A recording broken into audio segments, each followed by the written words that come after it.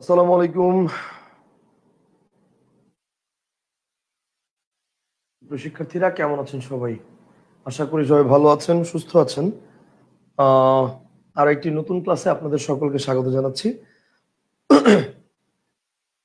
প্রথমত আন্তরিকভাবে দুঃখিত, একটু দেরি হয়ে গেল। আসলে একটু চেক আপে গেছিলাম, মাত্র আসলাম, ব্লাড টেস্ট অনেক কিছু দিয়া, সো এই জন্য একটু দেরি হয়ে গেল। ওকে, সো আমরা আজকে আমাদের আলোচনার টপিক শুরু করে দিব। আজকে আমাদের আলোচনাটা খুবই খুবই খুবই ইম্পর্টেন্ট একটা টপিক নিয়ে, এবং সেই টপিকটা হচ্ছে সন্ধি। এবং সন্ধি টপিকটা আজকে আমরা আলোচনা করব, যেটা আমাদের, আচ্ছা, আমি কিন্তু দেখতে পাচ্ছি ইতোমধ্যে অনেকেই হয়তোবা এই ভিডিওর মধ্যে ক্যাপশন অটো জেনারেটেড দেখতে পাচ্ছেন। তো ক্যাপশনটা হচ্ছে অফ করে দেওয়ার জন্য আপনি যেটা করবেন, ভিডিওতে একবার ক্লিক করবেন। ভিডিওতে ক্লিক করার পরে তারপর হচ্ছে এখান থেকে নিচে দেখবেন একটা গোল চাকার মতো আছে, তো সেটিংস অপশন, এই সেটিংস অপশনে ক্লিক করবেন, দেখবেন ক্যাপশনটা লেখা আছে অটো জেনারেটেড, বা এটা অন দেওয়া আছে। আপনি এটা অফ করে দেন, তাহলেই হয়ে যাবে, আর কিছু লাগবে না। হাবিবুল্লাহ বলছো আলহামদুলিল্লাহ। ভাই আপনি কেমন আছেন? আচ্ছা, আলহামদুলিল্লাহ আছি, ভালো আছি। একটু ব্লাড টেস্ট করতে দিয়ে আসলাম কিছু মানে জটিলতার কারণে, বাকিটা আল্লাহ ভরসা। ওকে ফাইন, তাহলে সাউন্ড এবং ভিডিও আশা করি ক্লিয়ার আছে। তারপর আমি একটু চেক করে নিই পার্সোনালি, দাঁড়ান। বাকিটা আল্লাহ ভরসা। হ্যাঁ, ওকে ফাইন, সাউন্ড এবং ভিডিও যেহেতু ঠিক আছে, তাহলে আমরা আমাদের আজকের আলোচনার টপিকে শুরু করে দিই। আমাদের আজকের আলোচনার টপিক খুবই গুরুত্বপূর্ণ, এবং সেটা হচ্ছে সন্ধি। সেটা হচ্ছে সন্ধি। তাহলে আসেন, সন্ধি টপিকটা কি, ইন ডিটেইলস এই বিষয়টা নিয়ে একটু আলোচনা করা যাক, যে সন্ধি জিনিসটা কি এবং সন্ধিতে কি হয়, সন্ধিতে আমরা কি দেখি। আচ্ছা, সন্ধি, প্রথমত আমরা কিছু বেসিক জিনিস শিখবো। সেটা কি? সেটা হচ্ছে সন্ধি ব্যাকরণের কোন তত্ত্বের আলোচ্য বিষয়? সন্ধি ব্যাকরণের ধ্বনিতত্ত্বের আলোচ্য বিষয়। কোন তত্ত্বের ভাই? সন্ধি ব্যাকরণের ধ্বনিতত্ত্বের আলোচ্য বিষয়। ধ্বনিতত্ত্বের, ঠিক আছে, ধ্বনিতত্ত্বের আলোচ্য বিষয়। তো এখানে কথা আছে ধ্বনিতত্ত্বের আলোচ্য বিষয়, তো এখানে কথা আছে এই যে সন্ধি ধ্বনিতত্ত্বের আলোচ্য বিষয়, এটা কিন্তু according to the grammar book of class 9-10 version 2020 সাল পর্যন্ত। কিন্তু 2021 সালের ব্যাকরণ বই যদি বলি আমি, তাহলে 2021 সালের ব্যাকরণ বইতে কিন্তু এটা শব্দতত্ত্বের আলোচ্য বিষয় বলা হয়েছে। 2021 সালের ব্যাকরণ বইতে কিন্তু এটা শব্দতত্ত্বের আলোচ্য বিষয় বলা হয়েছে 2021 সালের ব্যাকরণ বইতে। এখন প্রশ্ন হচ্ছে আমরা কোনটাকে বেশি ফোকাস করব? আমরা ফোকাস করব ধ্বনিতত্ত্বের আলোচ্য বিষয় এটাকে। কথা বুঝতে পারছেন? এখন আসেন, কেন? সন্নিহিত দুটো ধ্বনির মিলনের নাম সন্ধি। সন্নিহিত দুটো ধ্বনির মিলনের নাম সন্ধি। অর্থাৎ সন্ধিতে কি হয়? দুটো ধ্বনির মিলন হয়। এই কারণে ধ্বনিতত্ত্বটাকে আমরা বেশি ফোকাস করব। তবে যদি অপশনে ধ্বনিতত্ত্ব না থাকে, ইন দ্যাট কেস আমরা শব্দতত্ত্ব দিব। কথা বুঝতে পারছেন?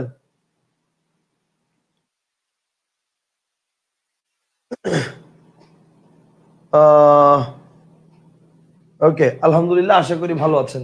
তাহলে সন্ধি ব্যাকরণের কোন তত্ত্বের আলোচ্য বিষয়, এই বিষয়গুলো আমরা দেখলাম। এখন দেখেন, যদি প্রশ্ন করা হয় যে সন্ধি শব্দের অর্থ কি, তো মনে রাখবেন সন্ধি শব্দের অর্থ হচ্ছে মিলন। সন্ধি শব্দের অর্থ হচ্ছে মিলন।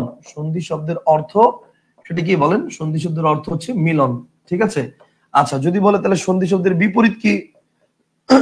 যদি বলে সন্ধি শব্দের বিপরীত কি, সন্ধি শব্দের বিপরীত হচ্ছে, সন্ধি শব্দের অর্থ মিলন, তাহলে বিপরীত কি? বিপরীত হচ্ছে বিগ্রহ। সন্ধি শব্দের বিপরীত হচ্ছে কি? বিপরীত হচ্ছে বিগ্রহ, ঠিক আছে। আচ্ছা, এখন প্রশ্ন হচ্ছে ভাই, সন্ধিতে মিলন হয় এটা তো বুঝলাম। এখন যদি প্রশ্ন করি সন্ধিতে কিসের মিলন হয়, যদি প্রশ্ন করা হয় সন্ধিতে কিসের মিলন হয়, তাহলে মনে রাখবেন সন্ধিতে মিলন হয়, সন্ধিতে মিলন হয়, সন্ধিতে মিলন হয় হচ্ছে ধ্বনির। সন্ধিতে মিলন হয় কিসের ভাই? ধ্বনির। তবে হ্যাঁ, অপশনে যদি ধ্বনির না থাকে সেক্ষেত্রে আমরা দিতে পারবো বর্ণের। তবে ধ্বনির যদি আর বর্ণের দুইটাই যদি থাকে, আমরা বেস্ট অ্যান্সার দিব ধ্বনির, ঠিক আছে। তাহলে সন্ধিতে কিসের মিলন হয়? ধ্বনির। আচ্ছা, আর যদি ধ্বনির না থাকে তাহলে বর্ণের। আর এরকম আরেকটা পয়েন্ট মানে টপিক আছে, যেই টপিকে মিলন হয়, এই মিলনের টপিকটা কি?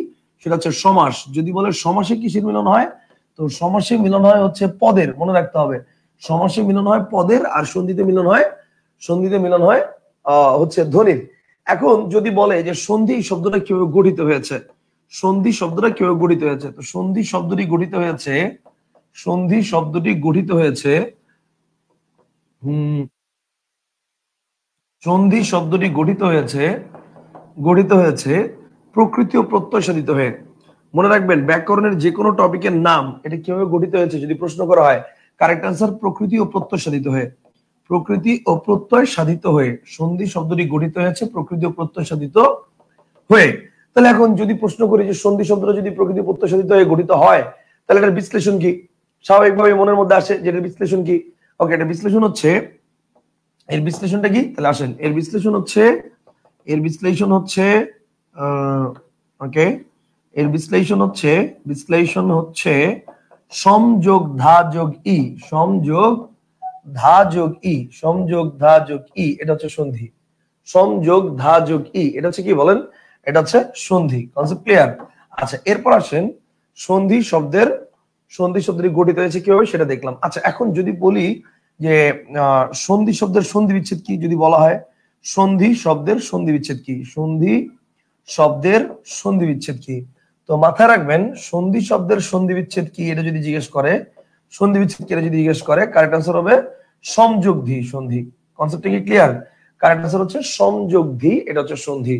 সমযোগধি এটা হচ্ছে সন্ধি, এবং এটা হচ্ছে তৎসম ব্যঞ্জন সন্ধি। এটা কোন সন্ধি বলেন? এটা হচ্ছে তৎসম ব্যঞ্জন সন্ধি, তৎসম ব্যঞ্জন সন্ধি। ঠিক আছে, তৎসম ব্যঞ্জন। তার মানে মনে রাখতে হবে যদি সন্ধি শব্দের বিশ্লেষণ জিজ্ঞেস করে তাহলে কারেক্ট আনসার হবে সংযোগ ধাযোগী, এটা সন্ধি শব্দের বিশ্লেষণ। কিন্তু যদি বলে সন্ধি শব্দের সন্ধি বিচ্ছেদ কি, কারেক্ট আনসার হবে সংযোগধি সন্ধি। যদি বলে সন্ধি শব্দের সন্ধি বিচ্ছেদ কি, কারেক্ট আনসার হবে সংযোগধি সন্ধি। Concept clear?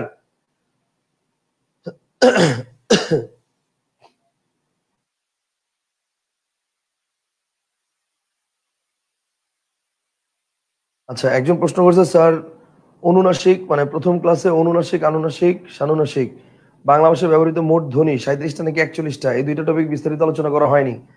আচ্ছা, বাংলা ভাষায় ব্যবহৃত ধ্বনি কয়টা এটা নিয়ে বিস্তারিত আলোচনা করেছি, হয়তো আপনারা জিনিসটা খেয়াল করতে পারেন নাই বা জিনিসটা ধরতে পারেন নাই। ঠিক আছে, আমি তাহলে আজকের ক্লাসটা পুরোটাকে শেষ করি। আজকের ক্লাসের পরে তারপরে আমরা ইনশাল্লাহ বাকি জিনিসটা ওই মানে আপনার ক্লাসের যে প্রশ্নটা ছিল সেটা আমরা সলভ করে দিব। ঠিক আছে?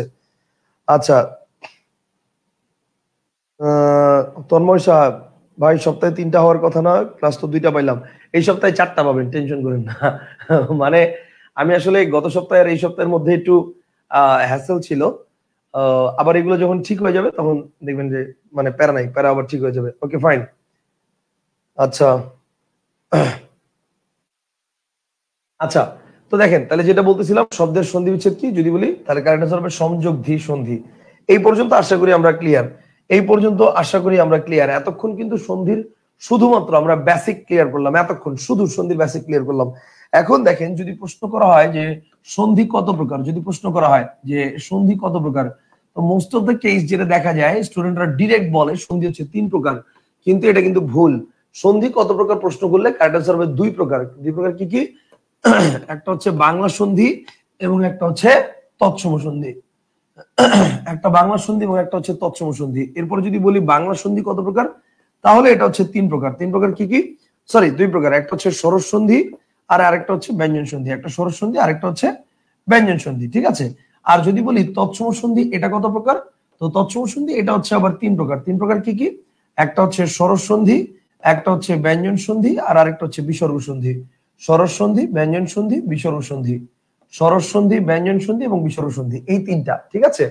তাহলে খেয়াল করেন যদি বলি সন্ধি কত প্রকার, কারেক্ট আনসার হচ্ছে 2 প্রকার। কি কি? একটা হচ্ছে বাংলা সন্ধি, একটা তৎসম সন্ধি। যদি বলি বাংলা সন্ধি কত প্রকার, 2 প্রকার, সরস সন্ধি, ব্যঞ্জন সন্ধি। যদি বলি তৎসম সন্ধি কত প্রকার, 3 প্রকার, সরস সন্ধি, ব্যঞ্জন সন্ধি, বিসর্গ সন্ধি। ঠিক আছে? এখন কিছু বেসিক মানে কথাবার্তা সেটা একটু মাথায় রাখবেন। সেটা হচ্ছে মাঝে মাঝে আপনারা শুনেন না নিপাতনে সিদ্ধ স্বর, নিপাতনে সিদ্ধ ব্যঞ্জন, এই নিপাতনে সিদ্ধ গুলা কে হয় বা কার হয়? মনে রাখবেন বাংলা শব্দের স্বর এবং বাংলা শব্দের ব্যঞ্জনের কখনো নিপাতনে সিদ্ধ হয় না। যত নিপাতনে সিদ্ধ আছে সব তৎসম স্বর তৎসম ব্যঞ্জনের হয়। তার মানে নিপাতনে সিদ্ধ যা কিছু আছে, নিপাতনে সিদ্ধ যা কিছু আছে, অর্থাৎ নিপাতনে সিদ্ধ সরস সন্ধি, নিপাতনে সিদ্ধ ব্যঞ্জন সন্ধি সব কার হয়? তৎসম সন্ধির হয়। কনসেপ্টটা কি ক্লিয়ার? আরেকটা বিষয় সেটা হচ্ছে মাঝে মাঝে দেখেন না যে কিছু শব্দের নিচে হসন্ত বসে, হসন্ত বসে কিছু শব্দের নিচে সন্ধির ক্ষেত্রে, কিছু শব্দের নিচে হসন্ত বসে, আবার সব সময় বসে না। তো এই হসন্তটা কোথায় বসে এটা মনে রাখতে হবে। একমাত্র তৎসম ব্যঞ্জন সন্ধির প্রথম অংশের শেষে, একমাত্র তৎসম ব্যঞ্জন সন্ধির কোথায় বলেন? প্রথম অংশের শেষে। ঠিক আছে? প্রথম অংশের শেষে, প্রথম অংশের শেষে হসন্ত বসে। একমাত্র তৎসম ব্যঞ্জন সন্ধির প্রথম অংশের শেষে হসন্ত বসে, একমাত্র তৎসম ব্যঞ্জন সন্ধির প্রথম অংশের শেষে। তাও কথা আছে, তাও কথা আছে, সেটা কি? তাও কথা হচ্ছে সেটা হচ্ছে খণ্ডত্ব বাদে, খণ্ডত্ব বাদে। ওকে, খণ্ডত্ব বাদে। তাহলে এইটা হচ্ছে কি, এটা হচ্ছে মনে করেন ওই ব্যঞ্জন সন্ধির মানে হসন্ত কোথায় বসে সেটার উত্তর। হসন্ত বসে হচ্ছে একমাত্র,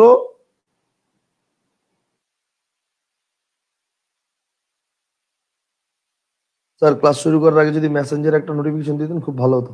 ঠিক আছে, নেক্সট টাইম এটা মেসেঞ্জার নোটিফিকেশন দিয়ে দিব, সমস্যা নাই। আচ্ছা ঠিক আছে, তাহলে ব্যাপারটা হচ্ছে এখন আসেন তাহলে আমরা দুইটা বেসিক জিনিস জানলাম, সেটা হচ্ছে সন্ধি কত প্রকার, দুই প্রকার, বাংলা সন্ধি, তৎসম সন্ধি। এরপর যদি বলে বাংলা সন্ধি কত প্রকার, স্বর সন্ধি, ব্যঞ্জন সন্ধি। যদি বলি তৎসম সন্ধি কত প্রকার, স্বর, ব্যঞ্জন, বিসর্গ তিন প্রকার। যদি বলি নিপাত নিষিদ্ধ যে স্বরগুলো হয় বা নিপাত নিষিদ্ধ ব্যঞ্জন গুলো হয় সেটা কোথায় হয়, সেটা একমাত্র তৎসম স্বর সন্ধি এবং তৎসম ব্যঞ্জন সন্ধির নিপাত নিষিদ্ধ হয়। বাংলা স্বর সন্ধি এবং বাংলা ব্যঞ্জন সন্ধির কখনো নিপাত নিষিদ্ধ হয় না। আর বিসর্গ সন্ধি যেটা, বিসর্গ সন্ধিটা হচ্ছে কেবল তৎসম শব্দের অন্তর্ভুক্ত। বিসর্গ সন্ধির কখনো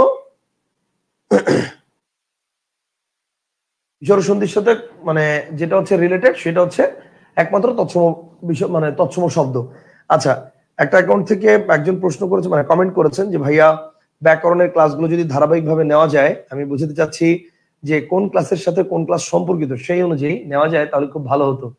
আচ্ছা, ভাইয়ের অ্যাকাউন্টের নাম হচ্ছে মেবি, তো আমি আসলে মেবি বলেই বলি ভাই, মেবি না, আমি একদম ফর শিওর করে বলতেছি, সেটা হচ্ছে আমি একদম ধারাবাহিক ভাবেই নিচ্ছি, আপনাদের এটা নিয়ে টেনশন করা লাগবে না। যেমন ব্যাকরণের প্রথম হচ্ছে আপনাদের ধ্বনিতত্ত্ব, তো ধ্বনিতত্ত্ব টপিক নিয়ে আমরা আলোচনা করেছি, ঠিক আছে। তো ধ্বনিতত্ত্ব টপিক নিয়ে আলোচনা করার পরে তারপরে হচ্ছে আমরা আলোচনা করেছি নত্য সত্য বিধান নিয়ে, এটা আলোচনা করেছি। নত্য সত্য বিধানের পর আজকে আমরা আলোচনা করতেছি কি নিয়ে, আজকে আমরা আলোচনা করতেছি হচ্ছে সন্ধি নিয়ে। সন্ধি টপিকটা শেষ করে আমরা আলোচনা করব বাংলা বানান নিয়ে। তাহলে নত্য সত্য বিধান এবং সন্ধি না পড়ে কখনো বাংলা বানানে যাওয়া যাবে না। তো নত্য সত্য বিধান সন্ধি শেষ করে তারপর বাংলা বানানে যেতে হবে। বাংলা বানান শেষ করব, বাংলা বানান শেষ করার পরে তারপর আমরা যাব ধ্বনির পরিবর্তনে। ধ্বনি পরিবর্তনটা শেষ করে তারপরে আমরা যাব হচ্ছে শব্দ ভান্ডারে, তারপরে অন্যান্য আরো যা যা টপিক আছে সেগুলোতে আমরা আস্তে আস্তে যাব। আমার কথা বুঝতে পারছেন? আসলে আমি মানে এই ব্যাপারে আপনারা নিশ্চিন্ত থাকেন যে আসলে যে টপিকের সাথে যে টপিক রিলেটেড আমরা সেভাবেই পড়বো, সেই সিরিয়ালই পড়তেছি। কারণ আমি আপনাকে ভাই আগেই চাইলে আমি প্রথম ক্লাসে তো সমাজ পড়াইতে পারতাম, কিন্তু আপনি তো সমাজ বুঝতেন না। কারণ সমাজ পড়াইতে হলে তো আমাকে আগে পদ প্রকরণ পড়াইতে হবে, সমাজ পড়াইতে হলে আমাকে আগে কারক পড়াইতে হবে। কথা বুঝতে পারছেন? এগুলোর সাথে রিলেটেড একটা সাথে আরেকটা। সো এটা ইনশাল্লাহ এটা নিয়ে আপনাদের টেনশন করার কিছু নাই যে কোন টপিকের পরে কোনটা আসবে সেটা কি ইররিলেভেন্ট কোনো কিছু কিনা। ইররিলেভেন্ট কোনো কিছু বা কোনো সিরিয়াল আমরা এখানে মেনটেন করবো না, যেটা রিলেভেন্ট যেটা যৌক্তিক আমরা সেটাই মেনটেন করবো, টেনশনে কিছু নাই। Okay fine.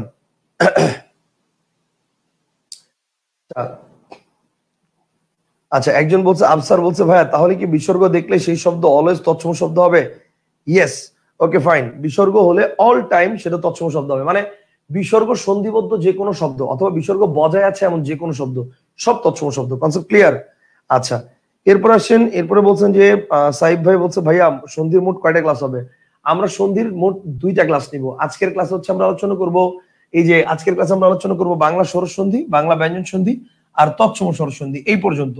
বাকি ক্লাসে আমরা আলোচনা করব তৎসম ব্যঞ্জন এবং তৎসম বিসর্গ সন্ধি নিয়ে। ঠিক আছে, ওকে, আশা করি এই পর্যন্ত ক্লিয়ার। আচ্ছা মিরাজুল ভাই, কন্টিনিউ করবো আসেন।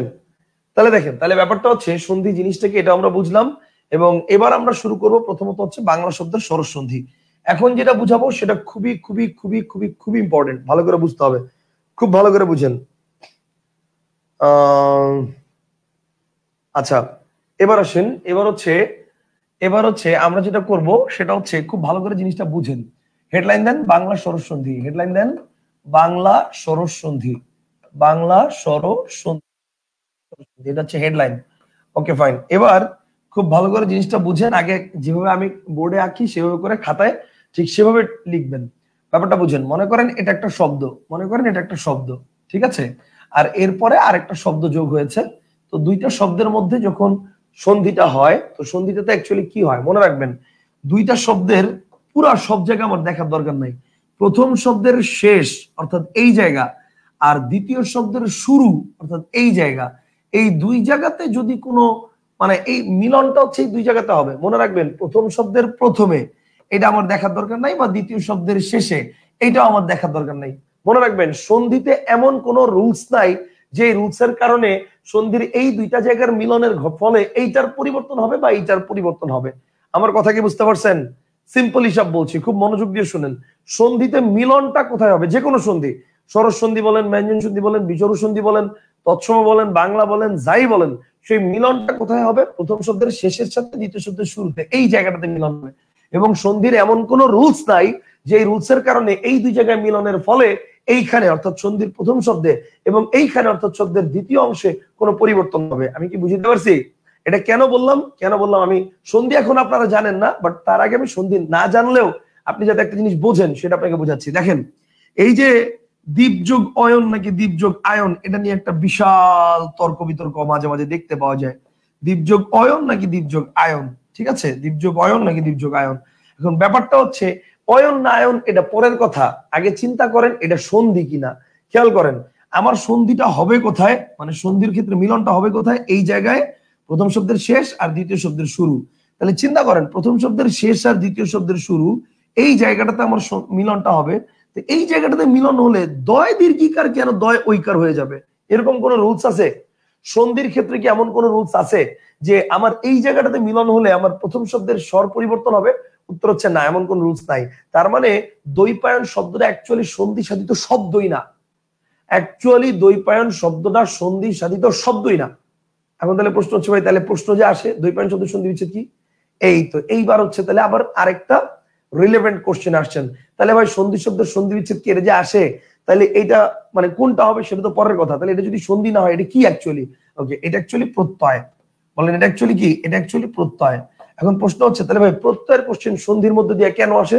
উত্তর হচ্ছে প্রত্যয়ের কোশ্চেনে প্রত্যয় কিন্তু কি হয়, দুইটা শব্দের মধ্যে বা একটা ধাতুর সাথে অন্য একটা মূল শব্দের মিলন ঘটে বা প্রকৃতির সাথে প্রত্যয়ের মিলন ঘটে। ওই মিলনটা সন্ধি মানে কি? মিলন। তো ওই মিলনের জায়গাটা প্লাস দিয়ে বোঝানো হয় প্রত্যয়ের ক্ষেত্রে, প্রত্যয়ের ক্ষেত্রে। সন্ধির ক্ষেত্রে ওইটা সেম একইভাবে প্লাস দিয়ে বোঝানো হয়। এই কারণে আমরা প্রত্যয়ের ওই উদাহরণগুলোকে সন্ধির উদাহরণের অন্তর্ভুক্ত বলে অনেক সময় চিহ্নিত করি। আপনি খেয়াল করে দেখবেন আমরা অনেক সময় বলি প্রেম শব্দের সন্ধি বিচ্ছেদ কি? এটা জীবনেও সন্ধির কোনো নিয়ম দিয়ে সন্ধি বিচ্ছেদ হবে না। প্রেম হচ্ছে প্রিয়যোগ ইমন, এটা হচ্ছে ইমা থাকলে ইমন হয়, এরকম একটা প্রত্যয় আছে। সেই প্রত্যয়ের ব্যতিক্রম ধর্মী নিয়মে প্রেম শব্দটা পড়ছে, যে প্রেম শব্দের মধ্যে ইমা নাই কিন্তু তারপরে ইমন হয়েছে। কিন্তু নর্মালি ইমা থাকলে ইমন হয়, যেমন নীলিমা নীলযোগীমন, দ্রাঘিমা দীর্ঘযোগীমন, লঘিমা লঘুযোগীমন, গরিমা গুরুযোগীমন। এগুলো আমি প্রত্যয় যখন পড়াবো তখন দেখাবো। কিন্তু আপনাকে জাস্ট এখন দেখাইলাম যে প্রেম শব্দের সন্ধি বিচ্ছেদ কি, এটা পরীক্ষা প্রশ্ন আসছে। তো আলটিমেটলি সন্ধি তো অ্যাকচুয়ালি হয় না, প্রেম শব্দের সন্ধি হয় না। এরকম অনেক আছে। আমি যদি বলি দেখেন ষষ্ঠ শব্দের সন্ধি বিচ্ছেদ কি, তো ষষ্ঠ শব্দের সন্ধি বিচ্ছেদ করে আপনি দেখবেন শস যোগ থ, এটা হচ্ছে ষষ্ঠ শব্দের সন্ধি বিচ্ছেদ। প্রশ্ন হচ্ছে এই শসের অর্থ কি? এই শসের কোনো অর্থ আছে?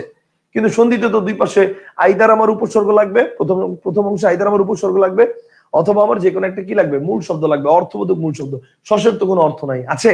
তাহলে এটা কি? এটা তো অ্যাকচুয়ালি প্রকৃতির অর্থ থাকা লাগবে, বাধ্যতামূলক না। এই জন্য বলছি এগুলো হচ্ছে প্রত্যয় সাধিত শব্দ, বুঝতে পারছেন? অনেক সময় উপসর্গ সাধিত শব্দ সন্ধির মধ্যে দেয়া দেয় উপসর্গ শব্দ। যেমন মনে করেন আমি যদি বলি সংবাদ, তাহলে এই যে সংবাদ, এই সংবাদটা কিন্তু অ্যাকচুয়ালি সংযোগবাদ, তার মানে এই সমটা কিন্তু উপসর্গ। বলেন সমটা কি? সমটা হচ্ছে উপসর্গ। এই উপসর্গটা হচ্ছে বাদ শব্দের পূর্বে যুক্ত হয়ে হয়েছে সংবাদ। তাহলে সংবাদ শব্দের সন্ধি বিচ্ছেদ কি? পরীক্ষার মধ্যে ঠিকই আসতে দেখা যায়, বা সন্ধির আলোচনার মধ্যে কিন্তু এটা আমরা দেখি। কিন্তু এই সমটা অ্যাকচুয়ালি কি? উপসর্গ। তার মানে সন্ধি অধ্যায়ের মধ্যে উপসর্গ এবং প্রত্যয়ের অনেক মানে উদাহরণ আপনারা দেখতে পারেন, প্র্যাকটিস করতে গেলে পাবেন। আমি কি বুঝতে পারছি? আশা করি ক্লিয়ার।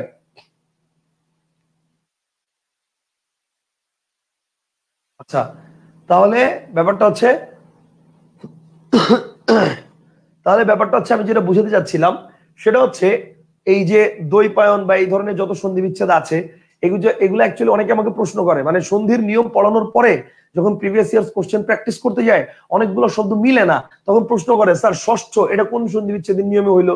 তারপর হচ্ছে এই যে বর্জন শব্দের সন্ধি বিচ্ছেদ কি? বর্জন শব্দের সন্ধি বিচ্ছেদ হচ্ছে ব্রিজ যোগ অন। এখন এটা স্যার কোন নিয়মে হইলো? এটা কোনো নিয়মে হয় না, এটা অ্যাকচুয়ালি প্রত্যয় সাধিত শব্দ। ব্রিজ হচ্ছে মূল ধাতু, অন হচ্ছে প্রত্যয়। এগুলা কোনো মানে সন্ধির নিয়মে হয় না, এগুলো প্রত্যয় সাধিত শব্দ।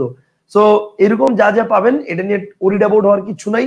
এরকম ভাবার দরকার নাই যে আমি যে নিয়মটা পারতেছি না সেই নিয়মটা মানে আলটিমেটলি সন্ধির নিয়ম পড়ে তাহলে আমার তো পারতেছি না, এরকম ভাবার দরকার নাই। সন্ধির যা নিয়ম শিখাবো ইনশাল্লাহ আপনি যদি প্র্যাকটিস করেন এই নিয়মের মধ্যে আপনি সব পারবেন যা আসবে। কথা বুঝতে পারছেন? আর যদি নিয়ম দিয়ে নাই মিলে তাহলে তো আর কিছু করার নাই, সেটা বুঝতে হবে যে অন্য টপিকের কোশ্চেন, এটা সন্ধির কোশ্চেনই না। Concept clear? বললামই তো, সবগুলোরই তো উত্তর বলে দিলাম। ষষ্ঠ সন্ধি বিচ্ছেদ সহযোগ থ, সংবাদের সন্ধি বিচ্ছেদ সংযোগবাদ, প্রেমের সন্ধি বিচ্ছেদ প্রিয় যোগী মন। ঠিক আছে, আশা করি। ও আচ্ছা, দ্বৈপায়নের সন্ধি বিচ্ছেদ কি? এটার কারেক্ট আনসার দ্বীপযোগ আয়ন। দ্বৈপায়নের সন্ধি বিচ্ছেদ হচ্ছে দ্বীপযোগ আয়ন। এটা নিয়ে বিস্তারিত ভিডিও আলোচনা করে পোস্টও করছিলাম, বিস্তারিত ভিডিও আলোচনা করেও পোস্ট করছিলাম দ্বৈপায়নের সন্ধি বিচ্ছেদ কি। যাই হোক, আমি যেটা বুঝাতে চাইছিলাম সেই জিনিসটা আশা করি ক্লিয়ার হয়েছে। আমি যেটা বুঝাতে চাইছিলাম সেই জিনিসটা আশা করি ক্লিয়ার হয়েছেন আপনারা। আমি বুঝাতে চাচ্ছিলাম যে সন্ধিতে মিলনটা ঘটে কোন জায়গায়, ওই জায়গাটা হচ্ছে আমার দেখার বিষয়। সন্ধিতে মনে রাখবেন যে এই দুই জায়গায় মিলন ঘটে। তার মানে প্রথম শব্দের শেষে যদি একটা স্বর থাকে আর দ্বিতীয় শব্দের শুরুতে যদি একটা স্বর থাকে, দ্যাটস ইট, এটার নামই হচ্ছে স্বরসন্ধি। শেষ। আমার কথা কি বুঝতে পারছেন? প্রথম শব্দের শেষে একটা স্বর, দ্বিতীয় শব্দের শুরুতে একটা স্বর, দ্যাটস ইট, এটার নামই হচ্ছে স্বরসন্ধি। Concept clear?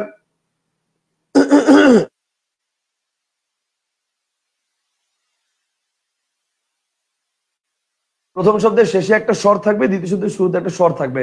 যেমন কি, চলেন কিছু উদাহরণ দেখে আসি। যেমন দেখেন, আমি যদি বলি শত যোগ এক সমান সমান হচ্ছে শতেক, একটু খেয়াল করে দেখেন, শত যোগ এক শতেক। দেখেন শত লাস্টে কি আছে আমার? অ আছে। আবার এক, এটার ফার্স্টে কি আছে? এ আছে। তাহলে এই যে অ আর এ দুইটা মিলে কি হয়ে গেছে? শতেক। এরকম দেখেন, আমি যদি বলি শাখারি, খেয়াল করে দেখেন শাখারি, তাহলে শাখা, শাখা, তারপরে লাস্টে কি আছে? আ। আবার আরি, এটার ফার্স্টে কি আছে? আ। তাহলে এবার দুইটা মিলে কি হয়ে গেছে? দুইটা মিলে হয়ে গেছে শাখারি। কথা কি বুঝতে পারছেন? শাখা যোগ আরি, শাখারি। এখন ব্যাপারটা হচ্ছে, ভালো করে বুঝেন, ব্যাপারটা হচ্ছে এই যে দেখেন এইটা লাস্টে কি বসছে? দেখেন লাস্টে কি বসছে? এই যে শাখা, স্বর আছে। আবার আরি ফার্স্টে কি বসছে? আ আছে, স্বর আছে।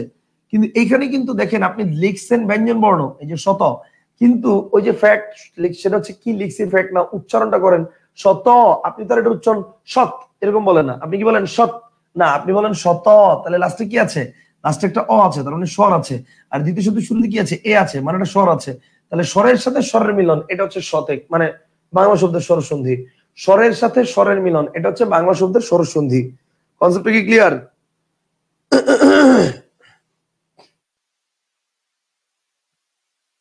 তার পরীক্ষায় কোনটা অ্যান্সার করব, অয়ন নাকি আয়ন? আমি বলছি সন্ধি শব্দের মানে দ্বৈপায়নের সন্ধি হচ্ছে দ্বীপযোগ আয়ন। এরপরে যদি আপনার মন চায় অয়ন করতে, তাহলে আপনার অয়ন করবেন।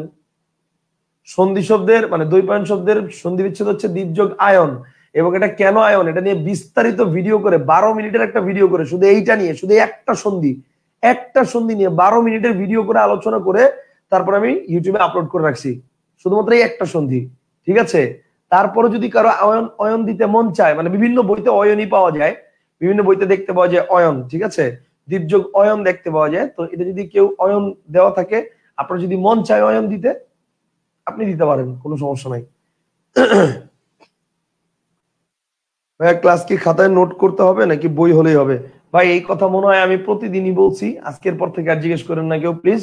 সেটা হচ্ছে আপনার কাছে যদি ধ্রুব বই থাকে, সরি আপনার কাছে যদি অন্বেষণ বই থাকে, তাহলে আপনি নোট না করলেও চলবে। আমি যা পড়াচ্ছি ইচ অ্যান্ড এভরি ওয়ার্ড, প্রতিটা ওয়ার্ড বইয়ের মধ্যে আছে। কথা বুঝতে পারছেন? Each and every word. ঠিক আছে, একটু পরে দেখবেন উদাহরণ এবং ডিজাইন সহ বইয়ের মধ্যে সব সেম। কথা বুঝতে পারছেন? আর যদি লিখতে মন চায় তাহলে লিখতে পারেন, কোনো সমস্যা নাই। আচ্ছা, বিদ্যালয় কি সন্ধি? বিদ্যালয় বিদ্যাযোগালয়, এটাও মানে ইয়া সন্ধি, স্বরসন্ধি। আচ্ছা, এখন দেখেন তাহলে ব্যাপারটা হচ্ছে স্বরের সাথে স্বরের মিলন, প্রথম শব্দের শেষে স্বর, দ্বিতীয় শব্দের শুরুতে স্বর। এই দুটো হচ্ছে স্বর প্লাস স্বর, এবং এটা হচ্ছে বাংলা শব্দের স্বরসন্ধি। শেষ। তাহলে এটা গেল হচ্ছে বাংলা শব্দের স্বরসন্ধি। এবার আসেন আমরা চলে যাব বাংলা শব্দের ব্যঞ্জন সন্ধি। বাংলা শব্দের স্বরসন্ধিতে কোনো ঝামেলা নাই আর। এবার আসেন বাংলা শব্দের ব্যঞ্জন সন্ধিতে, লিখেন বাংলা ব্যঞ্জন সন্ধি। বাংলা ব্যঞ্জন সন্ধি। এখন বাংলা ব্যঞ্জন সন্ধি জিনিসটা কি খুব ভালো করে বুঝতে হবে। বাংলা ব্যঞ্জন সন্ধি জিনিসটা কি?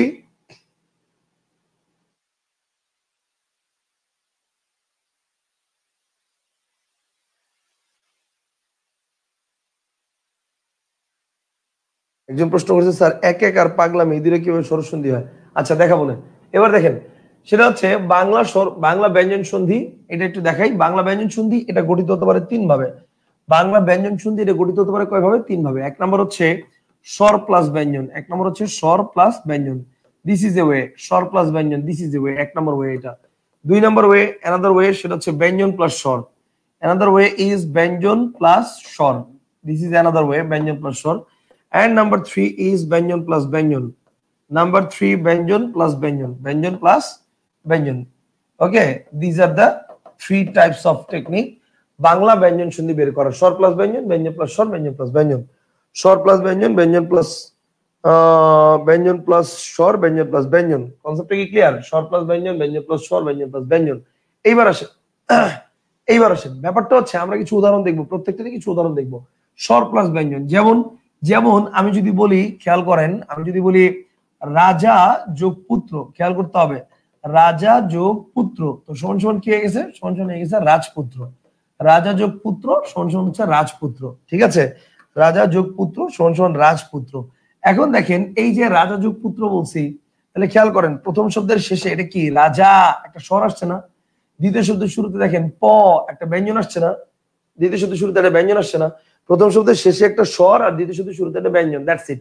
তার মানে কি স্বরের সাথে ব্যঞ্জনের মিলন ঘটছে। এখন আপনি বলতে পারেন স্যার পুত্র, এটার মধ্যে তো রস্যকার আছে। এখন উত্তর হচ্ছে হ্যাঁ, রস্যকার অবশ্যই আছে, রস্যকার যে নাই তা তো আমি বলি নাই, কিন্তু রস্যকারটা কার সাথে আছে একটু চিন্তা করেন। পুত্র মানে পয়ের সাথে রস্যকার। আমি কি পয়ের সাথে রস্যকার মানে কি পয়ের আগে না পয়ের পরে? রস্যকারটা কিন্তু পয়ের পরে। আপনি কিন্তু রস্যকারটা পয়ের আগে উচ্চারণ করতে পারবেন না। আপনি যদি রস্যকারটা পয়ের আগে উচ্চারণ করেন তাহলে এটার উচ্চারণ হবে উপুত্র। এটার উচ্চারণ কি উপুত্র না পুত্র? এটার উচ্চারণ হচ্ছে পুত্র। সো তার মানে কি? তার মানে রাজা যোগ পুত্র, এটা হচ্ছে রাজপুত্র। এবং এখানে হচ্ছে দেখেন এই যে স্বরের সাথে ব্যঞ্জনের মিলন ঘটছে। এরকম আর কি আছে দেখেন, এরকম আর আছে হচ্ছে রাজা যোগ পুত্র রাজপুত্র। আমি যদি বলি দেখেন যদি বলি দেখেন ঘোড়া যোগ দৌড়, ঘোড়া যোগ দৌড় সমান সমান কি? ঘোড়া যোগ দৌড় সমান সমান হচ্ছে ঘোড় দৌড়, ঘোড়া যোগ দৌড় সমান সমান হচ্ছে ঘোড় দৌড়। ওকে, ঘোড়া যোগ দৌড় সমান সমান হচ্ছে ঘোড় দৌড়, ঘোড়া যোগ দৌড় সমান সমান হচ্ছে ঘোড় দৌড়। ওকে, আচ্ছা, ঘোড়া যোগ দৌড় সমান সমান ঘোড় দৌড়। এরপর দেখেন ঘোড়া যোগ দৌড় ঘোড় দৌড়। এরপর দেখেন আমি যদি বলি কাঁচা যোগ কলা, তাহলে খেয়াল করেন কাঁচা যোগ কলা সমান সমান কি? সমান সমান হচ্ছে কাঁচকলা, কাঁচা যোগ কলা সমান সমান হচ্ছে কাঁচকলা। তাহলে এগুলো সব কি? এগুলো সব হচ্ছে 1 নম্বরের রুলস এর আন্ডারে। এগুলো হচ্ছে সব 1 নম্বর রুলস এর আন্ডারে, এই যে এই রুলস এর আন্ডারে, ঠিক আছে? এই রুলস এর আন্ডারে সবগুলো হচ্ছে এইটা। ওকে, তাহলে রাজা যোগ পুত্র রাজপুত্র, ঘোড়া যোগ দৌড় ঘোড় দৌড়, কাঁচা যোগ কলা কাঁচকলা, এগুলো সব হচ্ছে প্রথম শব্দের শেষে দেখেন স্বর আছে, দ্বিতীয় শব্দের শুরুতে ব্যঞ্জন আছে। প্রথম শব্দের শুরুতে স্বর, মানে প্রথম শব্দের শেষে স্বর, দ্বিতীয় শব্দের শুরুতে ব্যঞ্জন। প্রথম শব্দের শেষে স্বর, দ্বিতীয় শব্দের শুরুতে ব্যঞ্জন। কনসেপ্টটা ক্লিয়ার? ওকে ফাইন, আশা করি এই পর্যন্ত বুঝতে পারছেন। এখন আসেন ব্যঞ্জন প্লাস স্বর, এটার একটা উদাহরণ দেখি আমরা। ব্যঞ্জন প্লাস স্বর, যেমন ব্যঞ্জন প্লাস স্বরের উদাহরণ, যেমন আমি যদি বলি দেখেন 3 যোগ 1 3 1, 3 যোগ 1 সমান সমান কি হয়? সমান সমান হয় হচ্ছে 3 1। অথবা দেখেন আমি যদি বলি বন যোগ আই সমান সমান বোনাই, খেয়াল করেন বন যোগ আই সমান সমান কি? সমান সমান হচ্ছে বোনাই। একটু চিন্তা করে দেখেন ভাই, 3 যোগ 1 3 1 বা বন যোগ আই বোনাই, একটু চিন্তা করে দেখেন 3 যোগ 1 3 1 বা বন যোগ আই বোনাই। আচ্ছা ওয়েট, স্ক্রিনটা বাঁকা দেখাচ্ছে কেন? স্ক্রিনটা আমার এখানে সোজা এসে স্ক্রিন।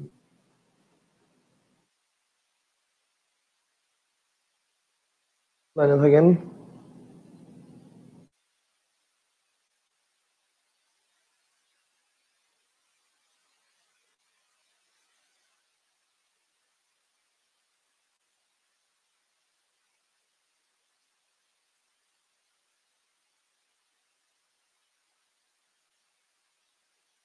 ওকে, তাহলে এবার আসেন।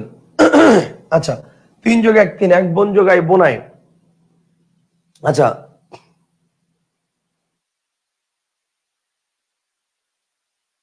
ব্যাকগ্রাউন্ড কালার হোয়াইট হলে চোখে লাগে অনেক সময়, আগের ক্লাসের মতো ডিপ গ্রিন কালার হলে দেখতে সুবিধা হতো, তাই? আচ্ছা ঠিক আছে, ওকে ফাইন। আচ্ছা, ডিপ গ্রিন কালারই তাহলে নিচ্ছি। তাহলে খেয়াল করেন, তাহলে 3 যোগ 1 3 1 বন যোগ আই বোনাই, এই পর্যন্ত আশা করি ক্লিয়ার। 3 যোগ 1 3 1 বন যোগ আই বোনাই। এরপর দেখেন আমি যদি বলি ও এখানে একটা কথা আছে, আপনার কাছে মনে হতে পারে, একটু খেয়াল করে দেখেন শতেক, একটু আগে আপনি পড়ছেন কিন্তু শতেক এটা হচ্ছে বাংলা শব্দের স্বর সন্ধি, অথচ 3 1 এটা পড়তেছেন বাংলা শব্দের ব্যঞ্জন সন্ধি। তাহলে ব্যাপারটা হচ্ছে শতেক বা 3 1 এদের মধ্যে ডিফারেন্সটা হচ্ছে, দেখেন ব্যাপারটা কিন্তু এরকম না যে একই গোত্রের উচ্চারণ হলেই সেটাকে আমরা একই রকম সন্ধি বলবো। শতেক 3 1 উচ্চারণ কিন্তু অনেকটা এক, কিন্তু উচ্চারণ এক হলে কি হবে? উচ্চারণ এক হলে তো আর সন্ধি এক হবে, ব্যাপারটা এরকম না। বিশ্লেষণটা হচ্ছে ফ্যাক্ট। সন্ধির শতেকের উচ্চারণ করতে গেলে হবে শত শত, তার মানে লাস্টে প্রথম শব্দ শেষে অ উচ্চারিত হচ্ছে। কিন্তু 3 এর ক্ষেত্রে কি লাস্টে অ উচ্চারিত হবে? আপনি কি বলেন আমরা মনে করেন আপনারা 3 ভাই বোন, এখন আপনি কি বলেন আমরা 3 বোন ভাইও, আপনি তো তা বলেন, আপনি বলেন 3 বোন ভাই 3, তাহলে ব্যঞ্জন উচ্চারণ করতেছেন। তার মানে প্রথম শব্দের শেষে ব্যঞ্জন, দ্বিতীয় শব্দের শুরুতে স্বর, এই রুলস অনুসারে আপনি এটা করতেছেন। এন্ড লাস্ট ওয়ান যেটা, সেটা হচ্ছে ব্যঞ্জন প্লাস ব্যঞ্জন। এটার ব্যাপারটা কি, ব্যঞ্জন প্লাস ব্যঞ্জন যেটা, সেটার ব্যাপারটা হচ্ছে এরকম, যেমন আমি যদি বলি দেখেন যেমন মনে করেন আমি যদি বলি নাতি, নাত যোগ জামাই, খেয়াল করেন নাত যোগ জামাই, নাত যোগ জামাই সমান সমান হচ্ছে নাচ জামাই, নাত যোগ জামাই সমান সমান নাচ জামাই। অথবা যদি বলি বদ যোগ জাত, বদ যোগ জাত সমান সমান হচ্ছে বজ্জাত, বদ যোগ জাত সমান সমান বজ্জাত। তাহলে নাচ যোগ জামাই নাচ জামাই, বদ যোগ জাত বজ্জাত। খেয়াল করে দেখেন এখানে প্রথম শব্দের শেষেও স্বর, আবার দ্বিতীয় শব্দের শুরুতেও স্বর, প্রথম শব্দের শেষেও স্বর, দ্বিতীয় শব্দের শুরুতেও স্বর। তো তার মানে কি, তার মানে এটা হচ্ছে ব্যঞ্জন প্লাস ব্যঞ্জন, এই যে এই নিয়মে, কনসেপ্ট ক্লিয়ার? ব্যঞ্জন প্লাস ব্যঞ্জন এই নিয়মে। তাহলে স্বর প্লাস ব্যঞ্জন, ব্যঞ্জন প্লাস স্বর, ব্যঞ্জন প্লাস ব্যঞ্জন, তিনটা নিয়মে সন্ধি গঠিত করে আপনাদেরকে দেখিয়েছি।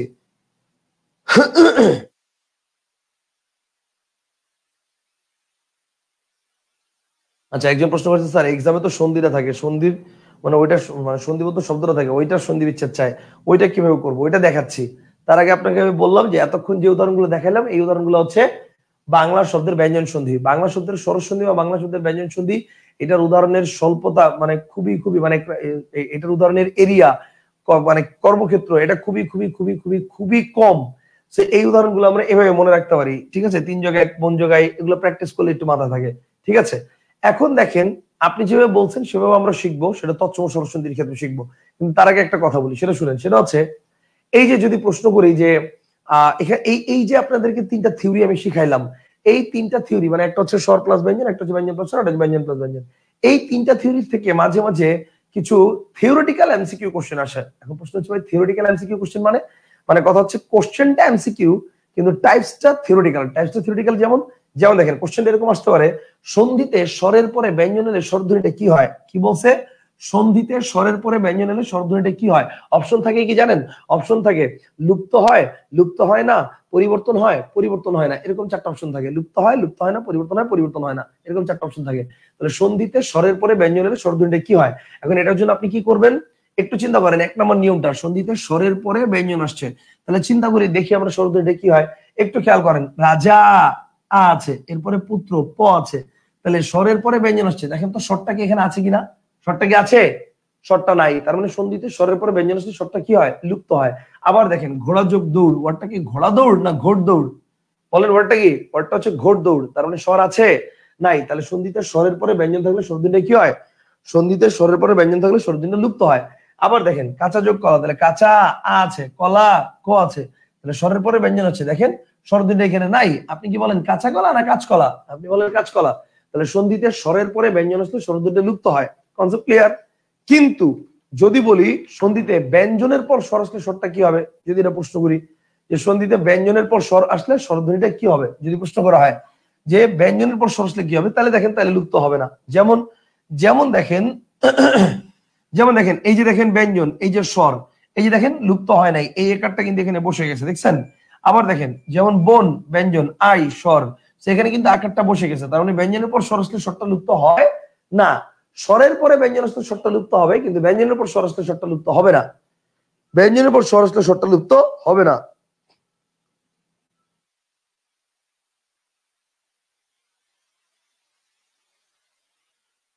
বাংলা ব্যঞ্জন সন্ধি আর বাংলা বাংলা স্বর সন্ধির সব শব্দ কি খাঁটি বাংলা শব্দ?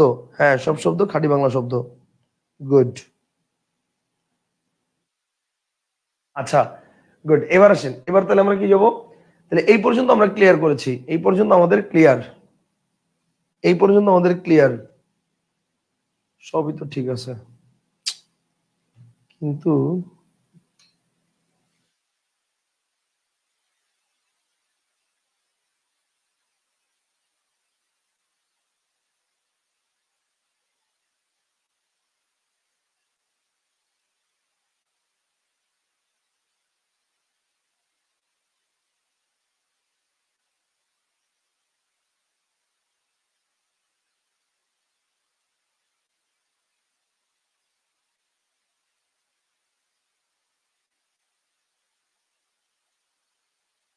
Okay fine.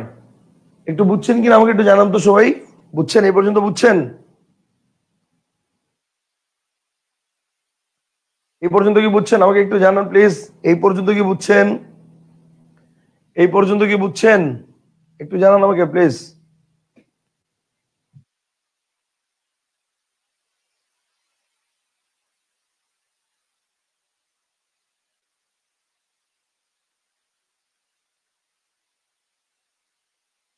জি ভাইয়া, ক্লিয়ার ক্লিয়ার ক্লিয়ার ক্লিয়ার বুঝছি ভাইয়া। জি ভাইয়া, ওকে, ভেরি গুড।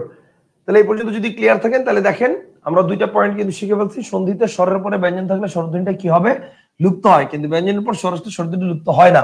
এখন আরেকটা বিষয় একটু মাথা রাখবেন, এই যে 3 নম্বর যে নামটা, মানে 3 নম্বর যে পয়েন্টটা, বৈশিষ্ট্যটা, এই 3 নম্বর এই পয়েন্টের উদাহরণগুলোকে অন্য একটা বিশেষ নামে ডাকা হয়। সেটা কি?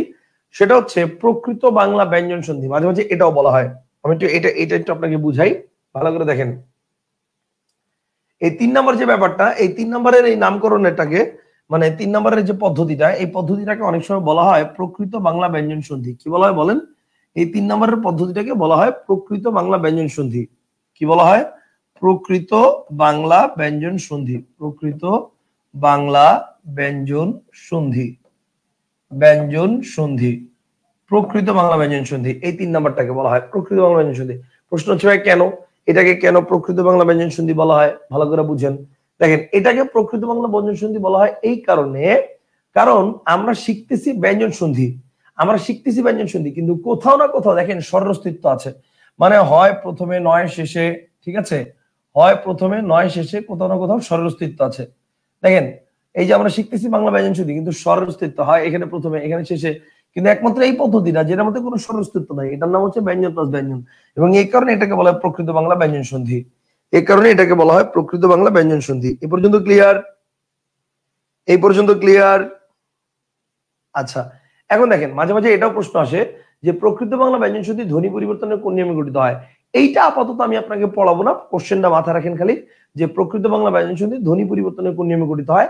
কারেক্ট আনসার হচ্ছে সমীভবনের নিয়মে। মনে রাখবেন, মাঝে মাঝে দুইটা টপিক রিলেট করে একটা টপিকের কোশ্চেন করে। যেমন মাঝে মাঝে এরকম প্রশ্ন আসতে দেখা যায়, নিচের কোনটি করণ তৎপুরুষ।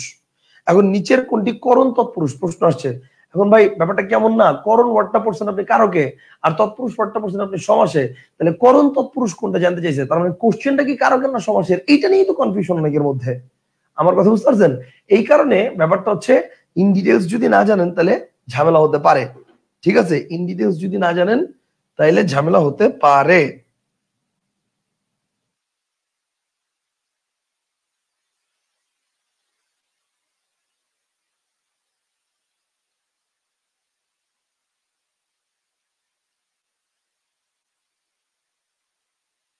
ওকে, আশা করি এই পর্যন্ত বুঝছেন।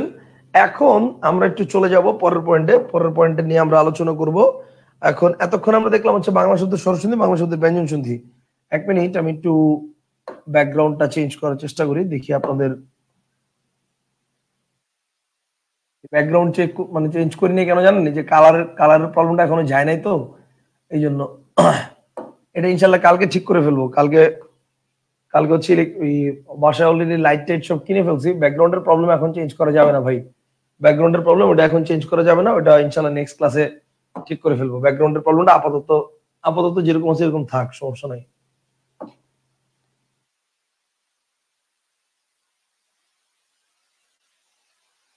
ওকে, ফাইন।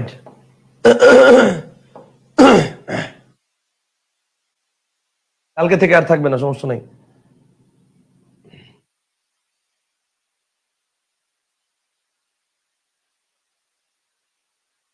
আচ্ছা, গ্রিন থাকবে। আচ্ছা, দাঁড়ান দাঁড়ান দাঁড়ান, গ্রিন দিয়ে একটু ট্রাই করে দেখি।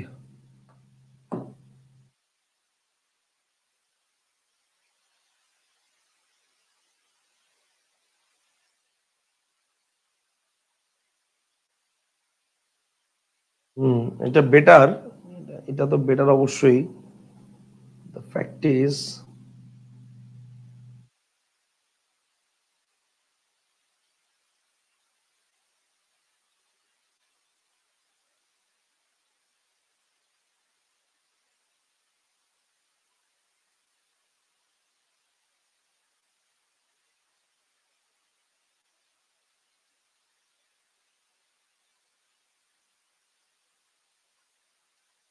ওকে।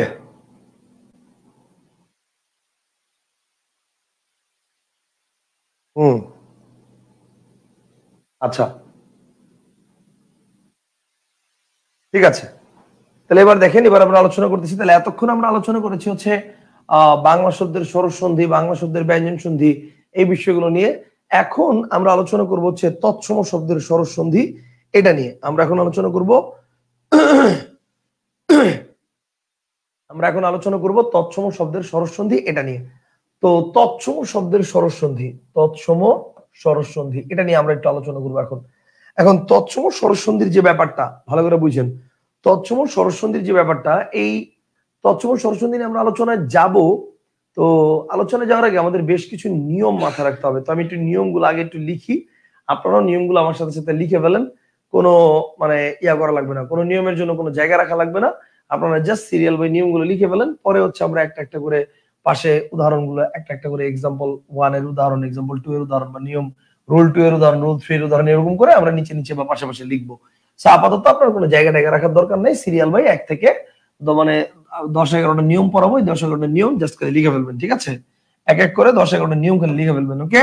তাহলে আসেন এক নম্বর লিখেন। নম্বর এক নম্বর লিখেন, সেটা হচ্ছে সরেয় বা সরেয়া এর পরে যদি আবার সরেয় বা সরেয়া থাকে, তাহলে দুইটা মিলে সরেয়া হয়। এটা হচ্ছে এক নম্বর নিয়ম। সরেয় বা সরেয়া প্লাস সরেয় বা সরেয়া ইকুয়াল টু সরেয়া, ওকে? এক নম্বর নিয়ম, সরেয় বা সরেয়া প্লাস সরেয় বা সরেয়া ইকুয়াল টু সরেয়া। এটা হচ্ছে সরেয় বা সরেয়া পরে সরেয় বা সরেয়া থেকে সরেয়া হয়। দুই নম্বর নিয়ম, সেটা হচ্ছে সরেয় বা সরেয়ার পরে আবার যদি রস্বই বা দীর্ঘই থাকে, তাহলে দুইটা মিলে এ হয়। তিন নম্বর হচ্ছে সরেয় বা সরেয়ার পরে যদি রস্বাও বা দীর্ঘও থাকে, তাহলে দুইটা মিলে ও হয়। চার নম্বর হচ্ছে সরেয় বা সরেয়ার পরে যদি রি থাকে, তাহলে দুইটা মিলে রেফ হয়।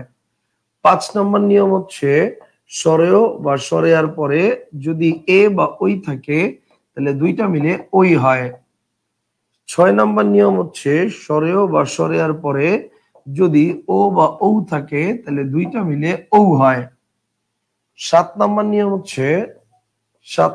হচ্ছে রস্বই কিংবা দীর্ঘের পরে যদি আবার রস্বই কিংবা দীর্ঘই থাকে, তাহলে দুইটা মিলে দীর্ঘই হয়। আট নম্বর হচ্ছে রস্বই কিংবা দীর্ঘের পরে যদি অন্য কোনো স্বর থাকে, তাহলে দুইটা মিলে জ ফলা হয়। লিখে বলেন, দুইটা মিলে জ ফলা হয়।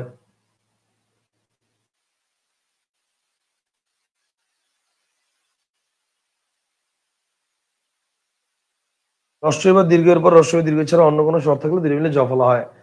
এরপর আসেন 9 নম্বর। ওকে, এরপর আসেন 9 নম্বর। 9 নম্বর কি? 9 নম্বর হচ্ছে রস্বই রস্বাও কিংবা দীর্ঘ এর পরে যদি আবার রস্বাও কিংবা দীর্ঘও থাকে, তাহলে দুইটা মিলে দীর্ঘও হয়। 10 নম্বর, রস্বাও কিংবা দীর্ঘ এর পরে যদি অন্য কোনো স্বর থাকে, দুইটা মিলে ব ফলা হয়। দুইটা মিলে ব ফলা হয়। ব।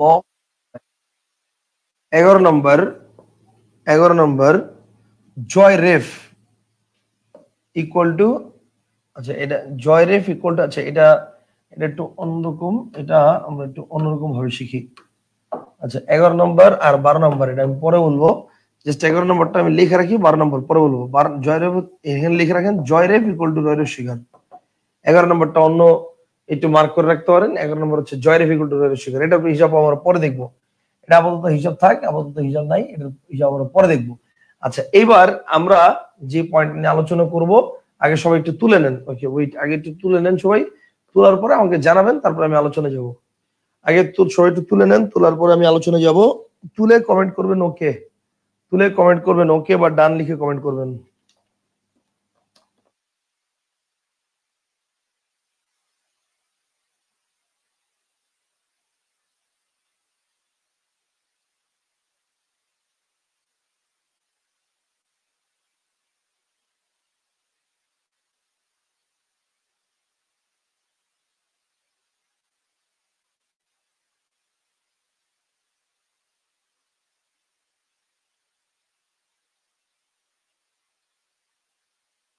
ডান, সবার ডান, সবার ডান।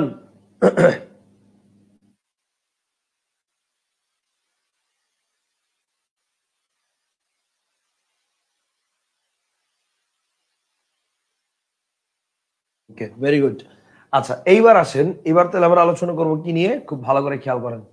আমাদের 1 নম্বর পয়েন্টে ছিল সরে বা সরের পরে সরে বা সরে থাকলে সরে হয়। আচ্ছা, তার আগে এইবার আমি আপনাকে একটা কথা বলি, সেটা হচ্ছে আমাদের স্কুল কলেজ কোচিং গুলোতে আমাদেরকে শেখানো হয় এই পদ্ধতিটা, যে সরে বা সরের পরে সরে বা সরে থাকলে কি হয়, বা সরে বা সরের পর হ্রস্ব বা দীর্ঘ থাকলে কি হয়, এই পদ্ধতিটা আমাদেরকে শেখানো হয়। কিন্তু দুঃখের বিষয়, আমাদের পরীক্ষার হলে প্রশ্ন আসে এইটা থাকলে বাকি দুইটা কি হয়। আমাদের পরীক্ষার হলে প্রশ্ন আসে কি, এইটা থাকলে বাকি দুইটা কি হয়। যেমন যেমন আমি যদি বলি, ধরেন আপনার পরীক্ষা হলে, আপনি একটু চিন্তা করেন, নিজেই চিন্তা করেন, আপনার পরীক্ষা হলে প্রশ্নটা কি এরকম আসে, নি বিসর্গ যোগ চয় ইকুয়াল টু কি, এইটা আসে, নাকি এইটা আসে যে নিশ্চয় শব্দের সন্ধি বিচ্ছেদ কি, কোনটা আসে বলেন তো? আপনার পরীক্ষা হলে কোশ্চেন কোনটা আসে, 1 না 2? মানে আপনার পরীক্ষা হলে কোন টাইপস এর কোশ্চেন আসে, 1 নাম্বার আসে না 2 নাম্বার আসে? আপনার পরীক্ষা হলে কোশ্চেন আসে হচ্ছে 2 নাম্বার টাইপস, অর্থাৎ নিশ্চয় শব্দ সন্ধি বিচ্ছেদ কি। অর্থাৎ ব্যাপারটা হচ্ছে আপনাদেরকে সারা জীবন শেখানো হয় এইটার পরে এইটা থাকলে এইটা হবে, অথচ পরীক্ষা আসে এইটা থাকলে এই দুইটা কি হবে। আমার কথা কি বুঝতে পারছেন? সো তার মানে এই আমরা আজকের ক্লাসে পুরো সন্ধি বিচ্ছেদ সবকিছু আমরা উল্টো দিক এদিক থেকে করার চেষ্টা করব। আমরা সবকিছু এদিক থেকে করার চেষ্টা করব, অর্থাৎ পরীক্ষার হলে যেভাবে থাকে সেইভাবে করে করার চেষ্টা করব। আশা করি তাহলে পুরোটা আপনাদের কাছে একদম ক্লিয়ার হয়ে যাবে। ঠিক আছে, আশা করি পুরো বিষয়টা আপনাদের কাছে ক্লিয়ার হয়ে যাবে। Concept clear?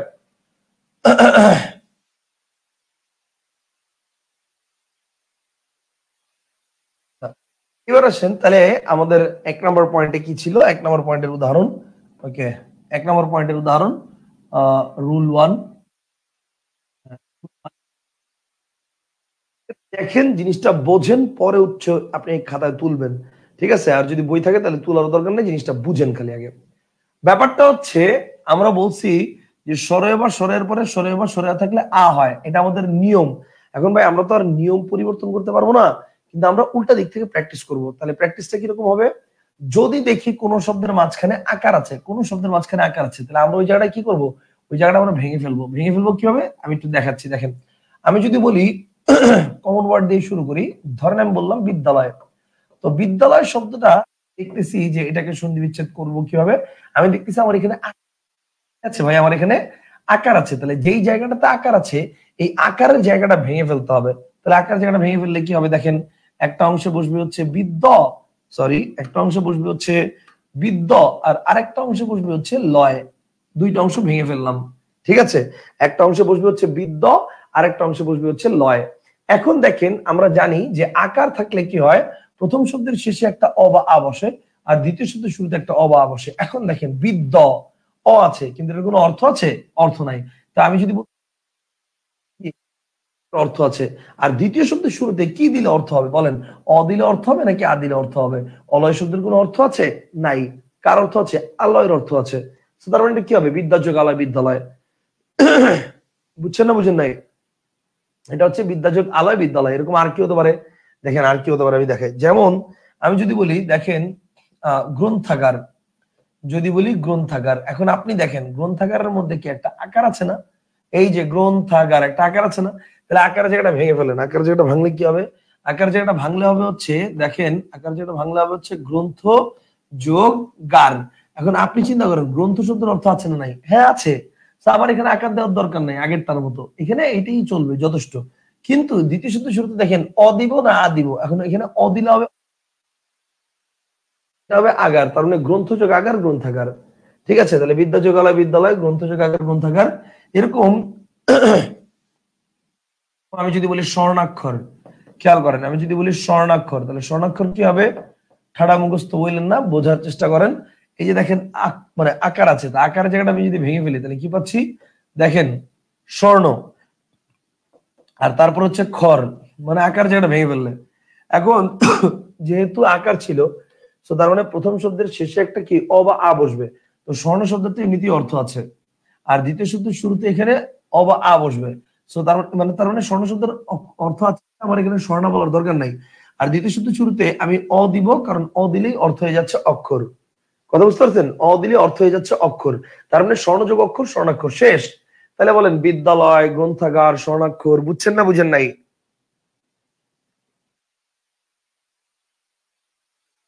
বলেন বিদ্যালয়, স্বর্ণাক্ষর। বুঝছেন না বুঝেন নাই? গ্রন্থাগার।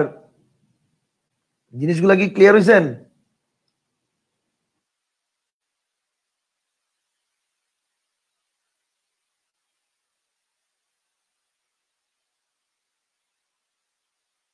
স্যার আগার না আগার মানে অগার, এটা কেমনে মনে রাখবো?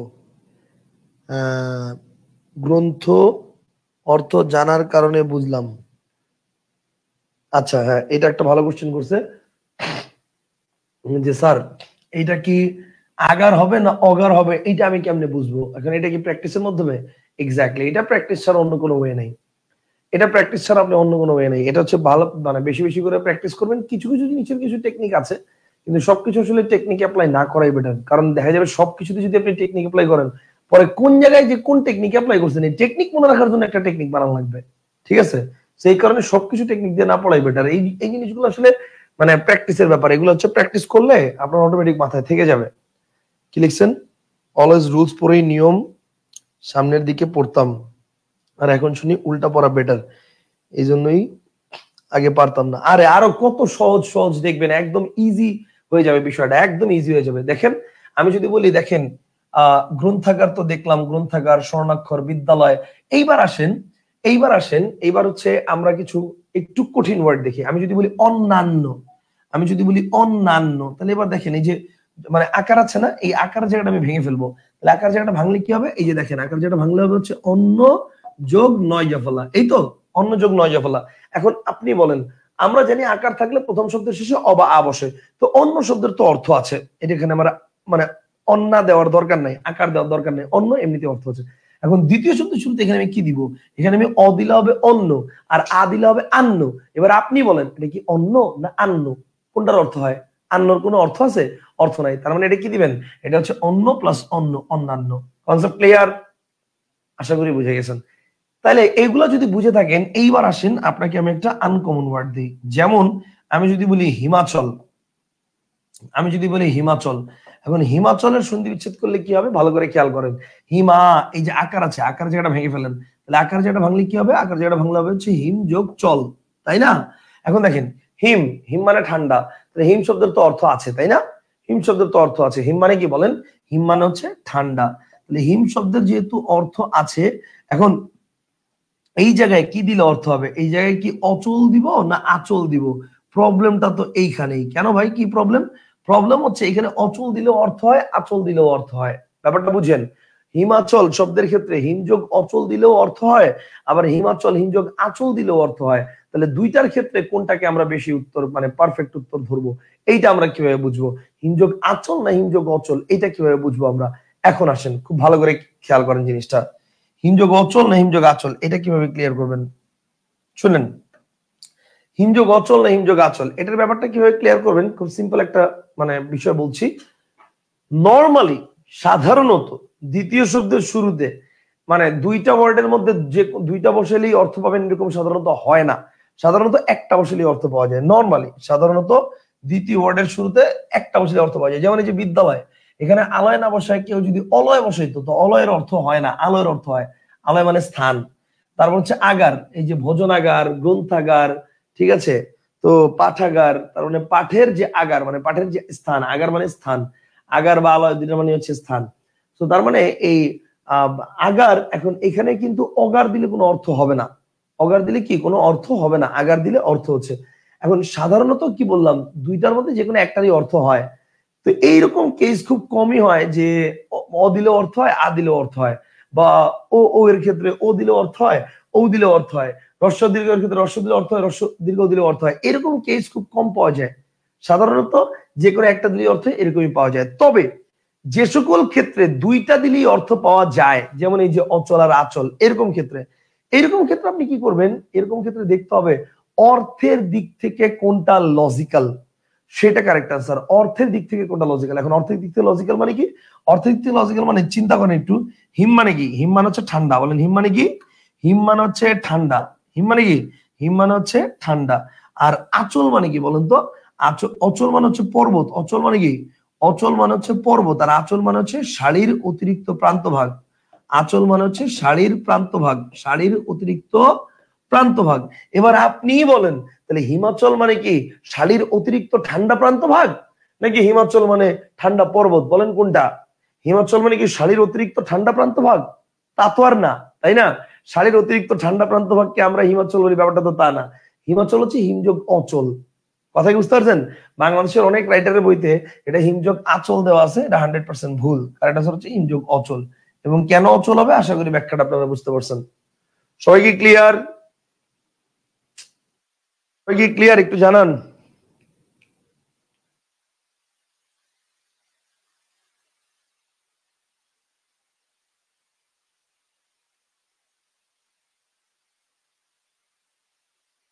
সবাই ক্লিয়ার হয়েছেন? এ পর্যন্ত ক্লিয়ার হয়েছেন?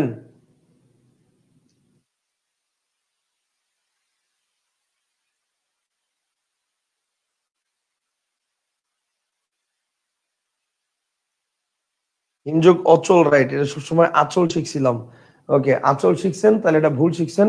এটা অ্যাকচুয়ালি হিমযোগ অচল হবে, এটা 100% কারেক্ট। আপনি চাইলে বাংলা একাডেমির অভিধানও চেক করতে পারেন, বাংলা একাডেমির অভিধানে এটা হিমযোগ অচল দেওয়া আছে, আচল দেওয়া নাই। ওকে ফাইন, তাহলে এটা আমরা গেলাম, এতক্ষণ দেখলাম হচ্ছে 1 নম্বর রুলস। এবার আসেন রুলস নাম্বার 2। এবার আসেন রুল 2। রুল 2 কি খেয়াল করেন। রুলস নাম্বার 2 হচ্ছে স্বরের পর হ্রস্ব দীর্ঘ থাকলে দুটো মিলে এ হবে। আমি রুলস নাম্বার 2টা আরেকবার একটু বড় করে লিখে দিচ্ছি, খেয়াল করেন।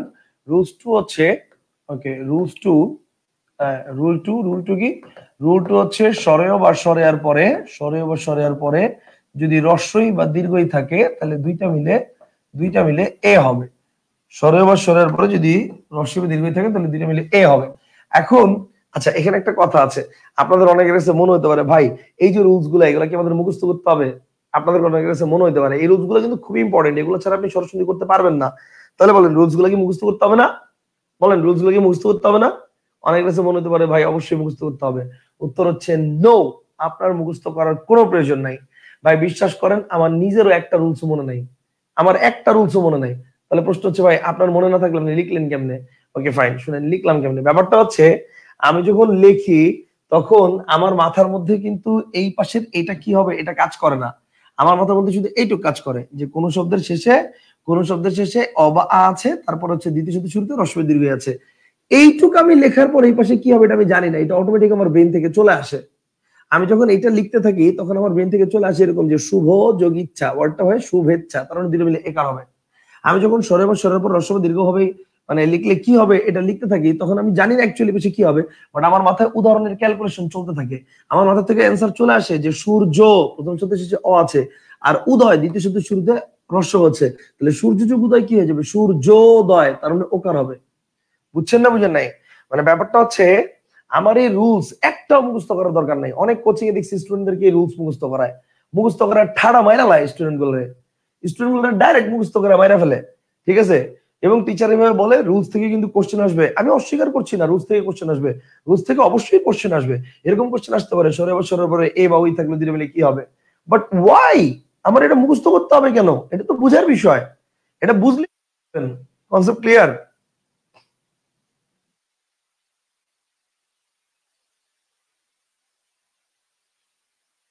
ফাইন, তাহলে আশা করি এই পর্যন্ত ক্লিয়ার। আচ্ছা, আশা করি এই পর্যন্ত ক্লিয়ার হয়েছেন। এই পর্যন্ত আশা করি ক্লিয়ার। তাহলে স্বর্ণাক্ষর বিদ্যালয়। আচ্ছা, এবার আসেন আমরা 2 নম্বর নিয়মে চলে যাচ্ছিলাম। তাহলে 2 নম্বর নিয়মটা কি এটা আমরা দেখলাম। 2 নম্বর নিয়মটা হচ্ছে দেখেন, 2 নম্বর নিয়ম হচ্ছে স্বরের পর হ্রস্ব দীর্ঘ থাকলে দুটো মিলে এ হবে। কিন্তু আমরা তো এভাবে শিখবো না, আমরা কি শিখবো? একার থাকলে ওই জায়গায় ভাঙলে কি হবে, বিচ্ছেদ কি হবে। তাহলে চলেন আমরা এরকম দেখি কিছু উদাহরণ। যেমন আমি যদি বলি, খেয়াল করেন, আমি যদি বলি পূর্ণেন্দু, আমি কিছু উদাহরণ দেখাই আপনাকে। হ্যাঁ দেখেন, পূর্ণেন্দু একার আছে। অথবা আমি যদি বলি মহেন্দ্র, আমি যদি বলি মহেন্দ্র, অথবা আমি যদি বলি লঙ্কেশ্বর, আমি যদি বলি লঙ্কেশ্বর, অথবা আমি যদি বলি আহ আমি যদি বলি লঙ্কেশ্বর, মহেন্দ্র, পূর্ণেন্দু, আমি যদি বলি আহ আহ যদি বলি মানবেতর, তাহলে খেয়াল করেন মানবেতর, মানবেতর। ওকে, যদি বলি অপেক্ষা, যদি বলি অপেক্ষা, ওকে, তাহলে অপেক্ষা, মানবেতর, লঙ্কেশ্বর, মহেন্দ্র, আহ লঙ্কেশ্বর, মহেন্দ্র, পূর্ণেন্দু, ঠিক আছে, অনেকগুলো উদাহরণ লিখলাম। তো এই যে আরো আরো আছে, লিখলে তো আরো লিখতে পারবো। যেমন আমি যদি বলি দেখেন শুভেচ্ছা, ঠিক আছে, যদি বলি শুভেচ্ছা, ওকে, শুভেচ্ছা, তারপর হচ্ছে মনে করেন আহ অপেক্ষা, মানবেতর, লঙ্কেশ্বর, মহেন্দ্র, শুভেচ্ছা, জলেন্দ্র, ঠিক আছে, শুভেচ্ছা, জলেন্দ্র, ওকে, ইত্যাদি ইত্যাদি আরো অনেক লেখা যাবে, আর লিখলাম না। এবার শুনুন, ব্যাপারটা হচ্ছে এই যে আমাদের এখানে একার আছে, পূর্ণে একার আছে, পূর্ণে একার আছে, তো এই একারের উচ্চারণটা হচ্ছে কোথায় খেয়াল করেন তো, পূর্ণ এর আগে না পূর্ণ এর পরে, বলেন, পূর্ণে একারের পরে হচ্ছে, তার মানে একার পর্যন্ত আমার একসাথে হবে, অর্থাৎ কারেক্ট আনসারটা হবে এরকম যে পূর্ণ, আর তারপরে হবে নয় দয় রস্যকার, এই তো নাকি?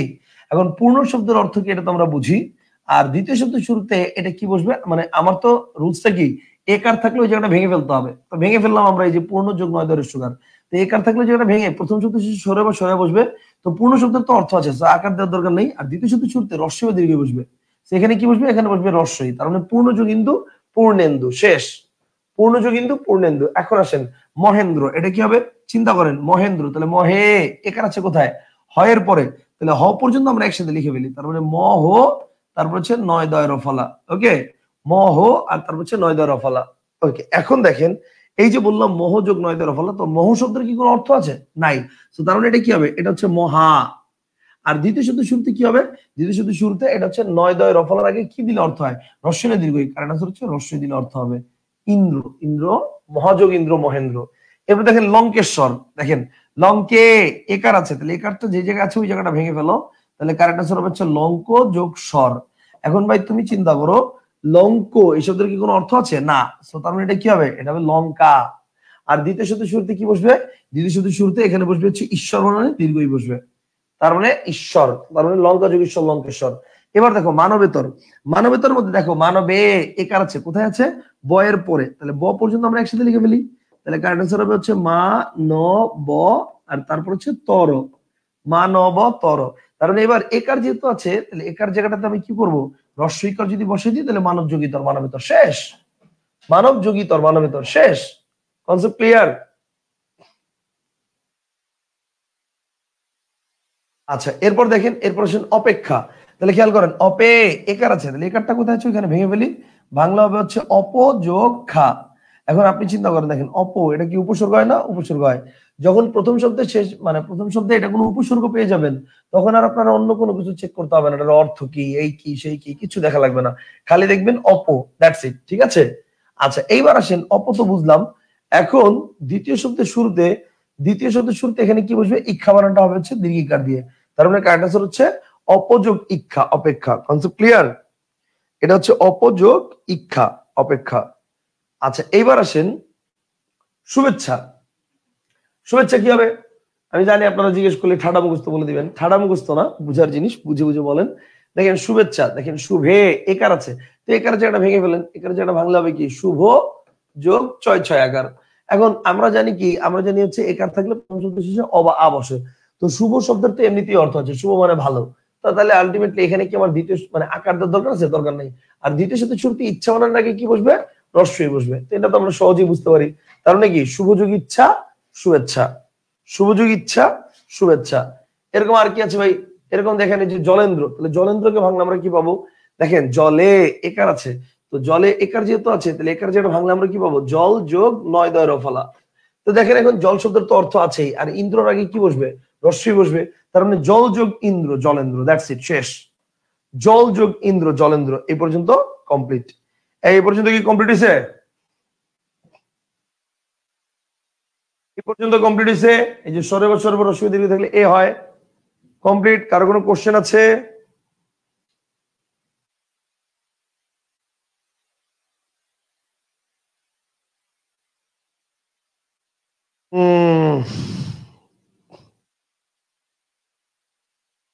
Complete, complete. ওফ, কারো কোনো কোশ্চেন আছে?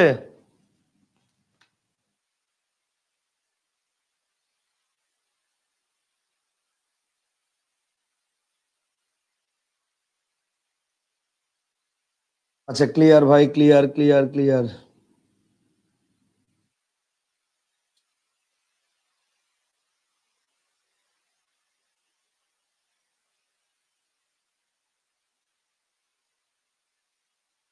ওকে ফাইন, ঠিক আছে।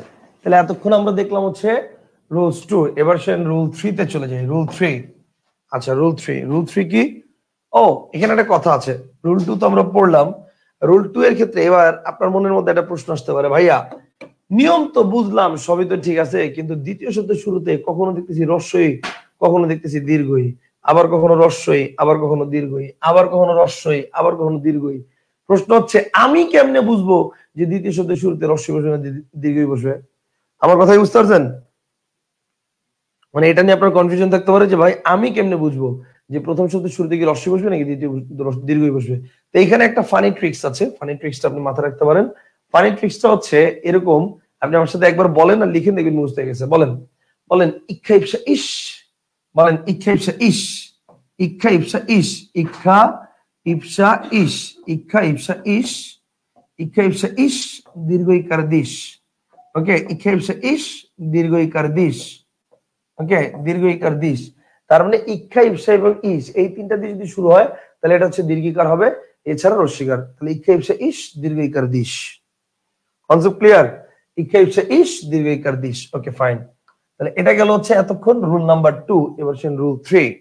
এবার আসেন রুল 3। রুল 3 কি?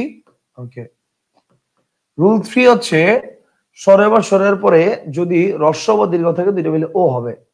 রুল 3 কি? স্বরেয় বা স্বরের পরে, স্বরেয় বা স্বরেয়ার পরে যদি হ্রস্বও বা দীর্ঘও থাকে তাহলে দুইটা মিলে ও হবে। স্বরেয় বা স্বরের পর হ্রস্ব বা দীর্ঘ থাকলে দুইটা মিলে ও হবে। কিন্তু আমরা তো এই নিয়ম শিখবো না। কেন শিখবো না? কারণ আমরা শিখবো উল্টা দিক থেকে। ওকার থাকলে কি হবে? যেমন, যেমন মনে করেন আমি যদি বলি দেখেন সূর্যোদয়, তাহলে এবার খেয়াল করেন সূর্য দয়। অথবা আমি যদি বলি দেখেন জলোচ্ছ্বাস, তাহলে খেয়াল করেন জলোচ্ছ্বাস। ওকে, জলোচ্ছ্বাস, তাহলে সূর্যোদয় জলোচ্ছ্বাস। আমি যদি বলি চঞ্চলর্মি, যদি বলি চঞ্চলর্মি, তাহলে এবার দেখেন চঞ্চলর্মি। অথবা আমি যদি বলি গৃহর্ধ, আমি যদি বলি গৃহর্ধ, ওকে, তাহলে দেখেন চঞ্চলর্মি, গৃহর্ধ, জলোচ্ছ্বাস, সূর্যোদয়, এগুলো সব কি? সব হচ্ছে ওকার আছে। সবগুলোতে কি আছে বলেন? সবগুলোতে ওকার আছে। সূর্যোদয়, জলোচ্ছ্বাস, চঞ্চলর্মি, গৃহর্ধ। এখন ওকারের জায়গাটা আমরা ভাঙবো, তাহলে ওকারের জায়গাটা ভাঙলে কি হবে বলেন তো? সূর্যোদয়, এখানে ওকারের জায়গাটা ভাঙলে কি হবে? সূর্যোদয়ের ওকারটা কোথায় আছে বলেন তো? সূর্য, সূর্য মানে জয়ের পরে, তাহলে জ পর্যন্ত আমরা একসাথে লিখে ফেলবো।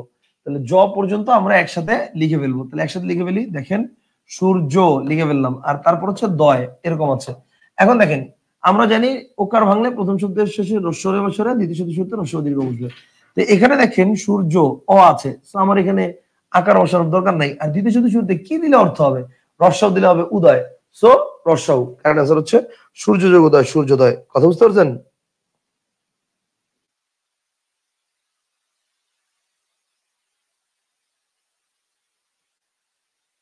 এরকম আর কি আছে? জলোচ্ছ্বাস। জলোচ্ছ্বাসকে যদি ভাঙি তাহলে খেয়াল করেন ওকার আছে, তাহলে ওকারের জায়গাটা ভাঙলে কি হবে? জল যোগ ছাস। এবার জল শব্দের অর্থ আছে না নাই? আছে। জল শব্দের অর্থ পানি, তো জলা বলার দরকার নেই। আর দ্বিতীয় শব্দের শুরুতে কি দিলে অর্থ হবে? রস্যাও দিলে হবে উচ্ছ্বাস, এবং এটার অর্থ আছে। তাহলে জল যোগ উচ্ছ্বাস, জলোচ্ছ্বাস। এবার দেখেন চঞ্চল উর্মি, খেয়াল করেন চঞ্চল, চঞ্চল ওকার আছে। তাহলে আমরা এখানে কি করব? আমরা এখানে হচ্ছে ওকারের আগ পর্যন্ত ভেঙে ফেলবো। তাহলে চঞ্চল যোগ ময়রা ফস্বীকার। ওকে, চঞ্চল যোগ ময়রা ফস্বীকার। এবার আপনি দেখেন চঞ্চল শব্দের অর্থ আছে না নাই? আছে। তো আমার এখানে প্রথম শব্দ শেষে সরে বসে কিছু বসাতে হচ্ছে না। দ্বিতীয় শব্দ শুরুতে কি বসবে? এটা হচ্ছে উর্মি বানান দীর্ঘকার দিয়ে হবে। উর্মি বানানটা কি দিয়ে হবে? দীর্ঘকার দিয়ে হবে। এরপর দেখেন গৃহর্ধ, গৃহর্ধকে ভাঙলে কি হবে? গৃহ, দেখেন গৃহ, ওকারকে ভাঙলে গৃহ। আর তারপর হচ্ছে গৃহ যোগ ধয় বয় রেফ, গৃহ যোগ ধয় বয় রেফ। তার মানে কার্ড আনসার কি হবে? কার্ড আনসার হচ্ছে গৃহ যোগ ঊর্ধ্ব, গৃহর্ধ। ঊর্ধ্ব বানানটা কি হয়? দীর্ঘকার দিয়ে হয়। ঊর্ধ্ব বানানটা কি হয়? দীর্ঘকার দিয়ে হয়। কনসেপ্টটা কি ক্লিয়ার? এ পর্যন্ত কি বুঝছেন? তাইলে সূর্যোদয় জলোচ্ছ্বাস চঞ্চলর্মি গৃহর্ধ, সূর্যোদয় জলোচ্ছ্বাস চঞ্চলর্মি গৃহর্ধ। আশা করি এই পর্যন্ত ক্লিয়ার।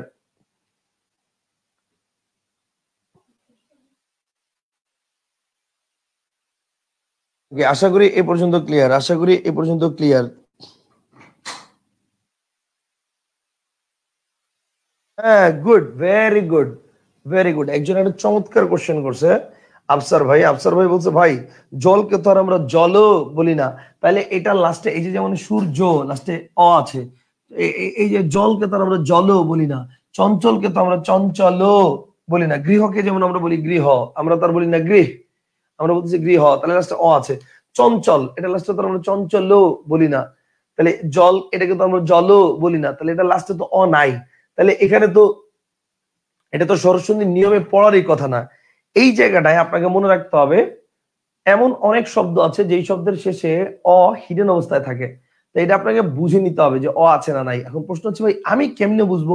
মনে রাখবেন কোন শব্দের শেষে অ আছে না নাই এটা বোঝার জন্য আপনি কি করবেন, ওই শব্দের সাথে, মনে করেন এটা কোন একটা শব্দ, এই শব্দের লাস্টে অ আছে না নাই এটা বোঝার জন্য কি করতে হবে, এই শব্দের সাথে কোন একটা অন্য কোন বহুবচনবাচক শব্দ, অন্য কোন বহুবচনবাচক শব্দ বা অন্য কোন শব্দাংশ, অন্য যে কোনো শব্দাংশ যোগ করে দিতে হবে।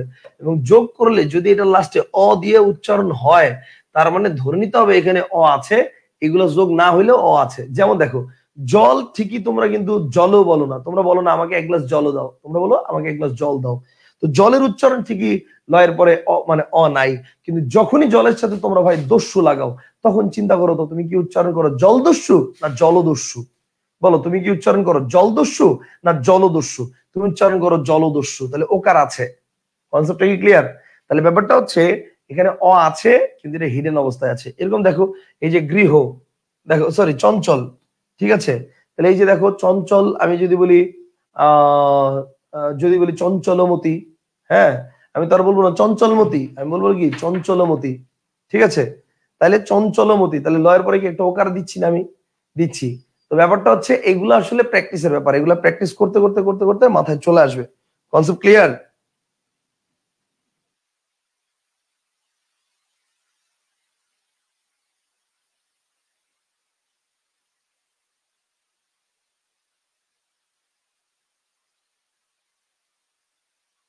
হ্যাঁ। আচ্ছা, একজন প্রশ্ন করছে এক যোগ এক বহুবচন যোগ করে তো পাই না, তাহলে এক কেমনে বহুবচন হয়? আচ্ছা, এক যোগ এক এটা তো হয় না। আচ্ছা, এক যোগ এক, দেখেন একের ব্যাপারটা হচ্ছে এক শব্দের সাথে আপনি যখন এক যোগ করবেন তো এটা কি হবে সেটা পরের হিসাব। এক যোগ এক এটা হচ্ছে একৈক, এক যোগ এক সেটা হচ্ছে একৈক, এক যোগ এক এটা হচ্ছে একৈক, এটা হচ্ছে এই যে এই মানে এটা হচ্ছে 3 নম্বর সরি এটা হচ্ছে 5 নম্বর নিয়মের মধ্যে পড়বে। তো এই নিয়মে আমি পড়ে যাচ্ছি, এক যোগ এক এটা আমি পড়ে যাচ্ছি, কিন্তু তার আগে আমি আপনাকে এটা প্রশ্ন করব, এক শব্দের যে লাস্টে অ উচ্চারিত হচ্ছে কি হচ্ছে না এটা আপনি বুঝবেন কেমনে? দেখেন একের সঙ্গে আপনি যদি ছত্র লাগান, একের সঙ্গে আপনি যদি ছত্র লাগান, এবার আপনি উচ্চারণ করেন তো, এবার এবার বলেন এটার উচ্চারণটা কি? একের সঙ্গে আপনি ছত্র লাগাইছেন, হ্যাঁ একের সঙ্গে আপনি ছত্র লাগাইছেন, ছত্র, তাহলে এবার বলেন তো এটার উচ্চারণ কি? এক ছত্র না একচ্ছত্র? বলেন এক ছত্র না একচ্ছত্র? একচ্ছত্র না, তার মানে কি একের পরে একটা অ আছে, হিডেন অবস্থায় আছে, দেখা যায় না, বুঝতে পারছেন? অন্য ওয়ার্ডের সাথে বসলে তখন বোঝা যায়। Concept clear? আশা করি বুঝতে পারছেন, আশা করি ক্লিয়ার।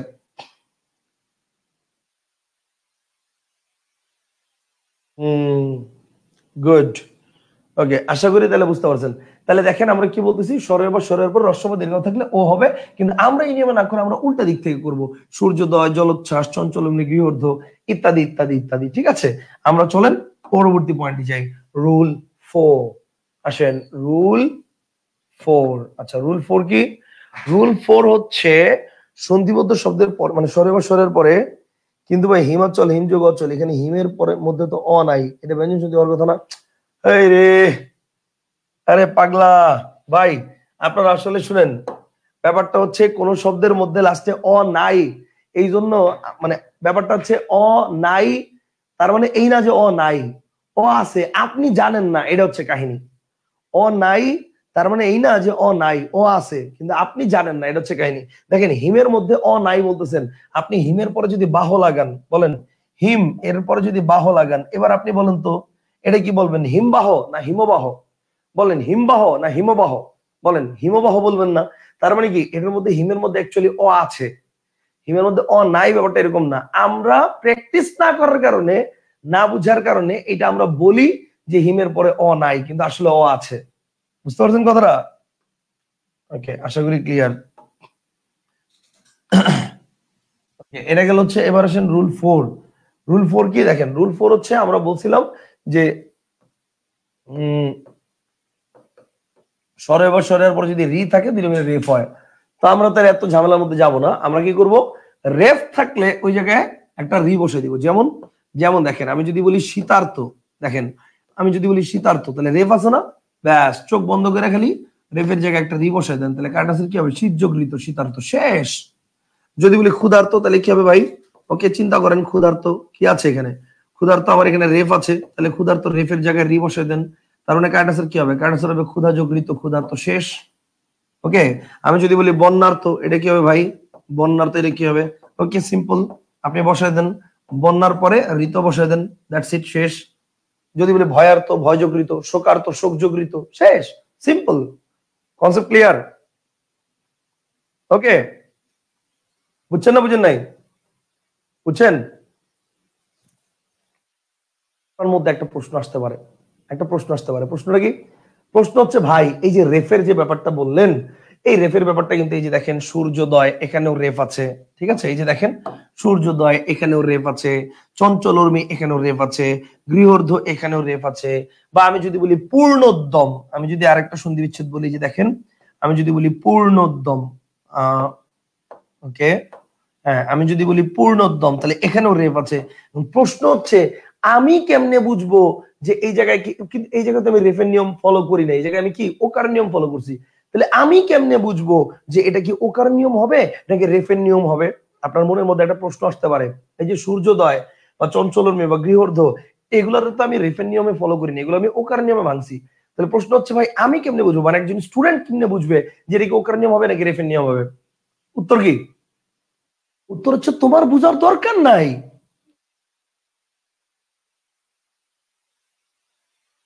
এটা রেফের নিয়ম হবে তো ভাঙো না, রেফের নিয়ম দিয়ে করো না, মিলবে না, সিম্পল হিসাব।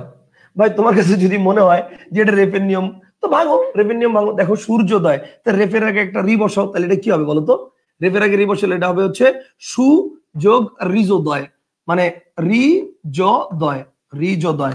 এখন তুমি বলো সুযোগ রিজোদয় এটা কিছু হইলো, সুযোগ রিজোদয় এটা কিছু হইলো, এটার কোনো অর্থ আছে না, এটার অর্থ আছে, তার মানে রেফের নিয়মের জায়গায় হবে, হবে না। আবার দেখো চঞ্চল উর্মি, এখন দেখো এটা যদি তুমি চিন্তা করো রেফের নিয়ম বসাবো, তাহলে এটা কি হবে, চঞ্চল যোগ রিমি, রিমির কোনো অর্থ হয়, বা চঞ্চল ওকার দিয়ে কোনো অর্থ হয়, হয় না। তো তার মানে তুমি চাইলেই এই জায়গায় ওকার নিয়ম, সরি রিকার নিয়ম বসাতে পারবা না। কথা কি বুঝতে পারছো? মানে ব্যাপারটা হচ্ছে একটা স্টুডেন্ট এই জিনিসটা নিয়ে অনেক সময় কনফিউজ থাকতে পারে যে ভাই আমি কেমনে বুঝবো কোন নিয়মটা অ্যাপ্লাই করতে হবে। তোমার বুঝার দরকার নাই ভাই, তোমার যেটা মন চায় তুমি সেটা বসাও, সেটা বসে করতে থাকো, দেখবা যেটা কারেক্ট ওইটাই তোমার মাথার থেকে আসবে। এটা নিয়ে এত টেনশন করার দরকার নেই, যেটা কারেক্ট ওইটাই তোমার মাথা থেকে আসবে। কথা বুঝতে পারছো?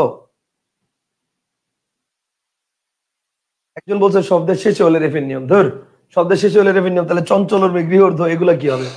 এগুলো তো শব্দের শেষে আছে, এগুলো শব্দের শেষে আছে না? এখন মনে করেন গৃহর্ধ, এই জায়গায় যদি আমি রেফের নিয়ম বসাই তাহলে কি হবে, তাহলে হবে এরকম গৃহ যোগ ঋধ, গৃহ যোগ ঋধ। এখন তুমি বলো গৃহর অর্থ কি ওকার দিয়ে, আর ঋধর অর্থ কি কোনো অর্থ আছে? তাহলে এখানে আমি ওকার নিয়ম রিগার নিয়ম রিকারের নিয়ম বসাতে পারবো? পারবো না। বুঝছেন ব্যাপারটা?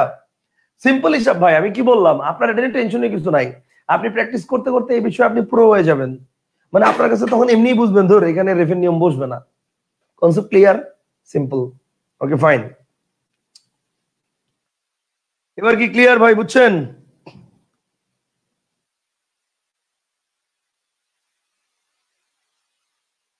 বুঝছি ভাই, শব্দ ভেঙে যে ওয়ার্ড পাই তা অর্থবোধক হলে ওকে, ইয়েস ইয়েস, শব্দ ভেঙে যে অর্থ পাই তা অর্থবোধক হলে, অর্থবোধক হলে ওকে, কনসেপ্ট ক্লিয়ার। শব্দ ভেঙে যে অর্থ পাই তা অর্থবোধক হলে ওকে, ভেরি গুড। তবে প্রথম একটা যদি উপসর্গ থাকে, প্রথম অংশ যদি উপসর্গ থাকে তাহলেও হবে, উপসর্গ থাকলে তখন অর্থ দরকার নাই। আর যদি ইয়া থাকে সেটাও হয়। আর আরেকটা ব্যাপার হতে পারে, সেটা হচ্ছে আরেকটা ব্যাপার হতে পারে, মাঝে মাঝে কিন্তু ওই যে প্রকৃতি প্রত্যাশিত শব্দ থাকে, তখন আবার অর্থ অর্থ খুঁজে পাওয়া যায় না। এই জন্য প্র্যাকটিসের উপর থাকতে হবে, এই জন্য প্র্যাকটিস করতে হবে। Concept clear? ওগুলো প্র্যাকটিস করতে হবে। তাহলে এটা গেল হচ্ছে আমাদের রুলস নাম্বার 4, রুলস নাম্বার 4 গেল, যেটা রুলস নাম্বার 4। এবার আসেন রুলস 5, রুলস 5। ওকে আসেন রুল 5, রুল 5 কি আসেন, রুল 5 হচ্ছে, ভালো করে খেয়াল করেন রুল 5 কি। রুল 5 ছিল এরকম যে স্বরেয় বা স্বরেয়ার পরে যদি এ বা ওই থাকে তাহলে দুইটা মিলে ঐকার হবে। স্বরেয় বা স্বরেয়ার পরে এ বা ওই থাকলে দুইটা মিলে ঐকার হবে। আচ্ছা এখন চলেন, এখন আমরা তো এভাবে শিখবো না, আমরা শিখবো উল্টা দিক থেকে। যেমন যেমন মনে করেন আমি যদি বলি, দেখেন আমি যদি বলি অতুল ঐশ্বর্য, খেয়াল করেন, আমি যদি বলি অতুল ঐশ্বর্য, আচ্ছা অতুল ঐশ্বর্য, ওকে এখানে ঐকার আছে। আমি যদি বলি জনৈক, অথবা আমি যদি বলি মতৈক্য, তাহলে এবার খেয়াল করেন অতুল ঐশ্বর্য, জনৈক, মতৈক্য, ঠিক আছে। আমি যদি বলি সর্বৈব, তাহলে এগুলা সন্ধি বিচ্ছেদ কি হবে? আসলে আমরা একটু ভাঙি এগুলা। দেখেন অতুল ঐশ্বর্য, তাহলে ঐকার জায়গাটা ভেঙে ফেলি আমরা। দেখেন অতুলই তার মানে লয়ের পরে ঐকার আসছে, তাহলে ল পর্যন্ত একসাথে লিখে ফেলি আমরা। ল পর্যন্ত একসাথে লিখলে হবে অতুল যোগ তার বসয় ব জয় রেফ। এখন দেখেন অতুল শব্দের অর্থ আছে না নাই? হ্যাঁ আছে। অতুল মানে প্রচুর। আর এখানে হচ্ছে দ্বিতীয় শব্দ শুরুতে কি বসবে? এ বা ওই দুইটার একটা, মানে ঐকার থাকলে দ্বিতীয় শব্দ শুরুতে এ বা ওই দুইটার যে কোনো একটা বসবে। তো এখানে আমি কি বসাবো? এ দিলে অর্থ হয়? হয় না। এখানে দিলে হবে কি? ওই দিতে হবে, অর্থাৎ অতুল যোগ ঐশ্বর্য, কনসেপ্ট ক্লিয়ার? অতুল যোগ ঐশ্বর্য। এখানে যেমন দেখেন জনৈক, তাহলে জ ন যোগ ক। এখন আপনি চিন্তা করেন জন শব্দের অর্থ আছে, কিন্তু এখানে যদি আমি এ না দেই, আমি যদি এখানে ওই দিই, তাহলে এখানে হবে ঐক্য শব্দের কোনো অর্থ আছে? তার মানে কি জন যোগ এক। কিন্তু আমি যদি বলি মতৈক্য, এখানে কিন্তু ঠিকই মত যোগ এখানে ক, মত যোগ এখানে হচ্ছে ক, আর ক এর আগে কিন্তু এখানে আমাকে সরি কয় জফলা, যেহেতু এই যে কয় জফলা আছে, তো কয় জফলার আগে এখানে কিন্তু আমাকে ওই দিতে হবে, কারণ এ দিলে এটা হবে ঐক্য শব্দের কোনো অর্থ নাই, এটা হবে ওই দিয়া, তখন হবে মত যোগ ঐক্য, মতৈক্য। বলেন বুঝছেন না বুঝেন নাই?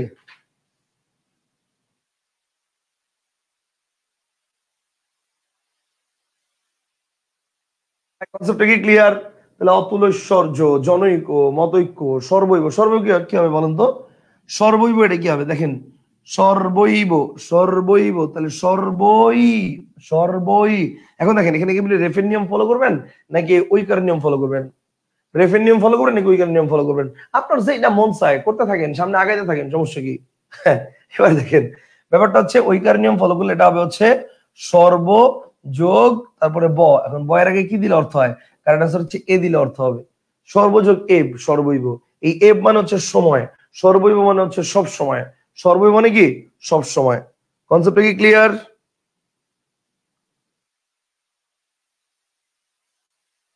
বুঝছেন না বুঝেন নাই?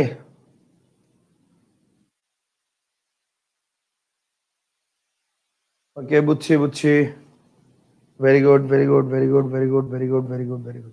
আচ্ছা রুলস নাম্বার 5 আমাদের ক্লিয়ার। এবার আসেন রুলস নাম্বার 6। রুলস নাম্বার 6 এ যাই, এবং আজকের মতো রুলস নাম্বার 6 এটাই লাস্ট। তারপর আমরা যে যার মতো করে আজকের মতো ক্লাস কুইট করব। নেক্সট ক্লাসে মানে আগামীকালকের ক্লাসে আমরা বাকি অংশটা থেকে আলোচনা শুরু করব। ঠিক আছে? ভাবছিলাম এটা পুরোটা শেষ করব, কিন্তু মানে শরীরটা দুর্বল লাগতেছে, মানে একটু মাঝে মাঝে চোখ বন্ধ হয়ে আসতেছে, আবার ব্লাড দিয়ে আসতেছি, তো মানে একটু উইক লাগতেছে আর কি। সো শুয়ে পড়বো আপনাদের ক্লাস নিয়ে। ওকে রুলস নাম্বার 6 আসেন। রুল 6, কি আসেন? রুল 6 হচ্ছে, ভালো করে বুঝো, রুল 6 কি? রুল 6 হচ্ছে আমাদের রুলসটা ছিল এরকম যে স্বরেয় বা স্বরেয়ার পরে যদি ও বা ও থাকে তাহলে দুইটা মিলে ও হয়। স্বরেয় বা স্বরেয়ার পরে যদি ও বা ও থাকে তাহলে দুইটা মিলে ও হয়। ঠিক আছে? স্বরেয় বা স্বরেয়ার পরে যদি ও বা ও থাকে দুইটা মিলে ও হয়। এটা হচ্ছে এইটা হচ্ছে রুল নাম্বার 6। কিন্তু আমরা তো এভাবে শিখবো না, আমরা তো উল্টা দিক থেকে শিখবো। যেমন কি আসেন, যেমন আমি যদি বলি এরকম যে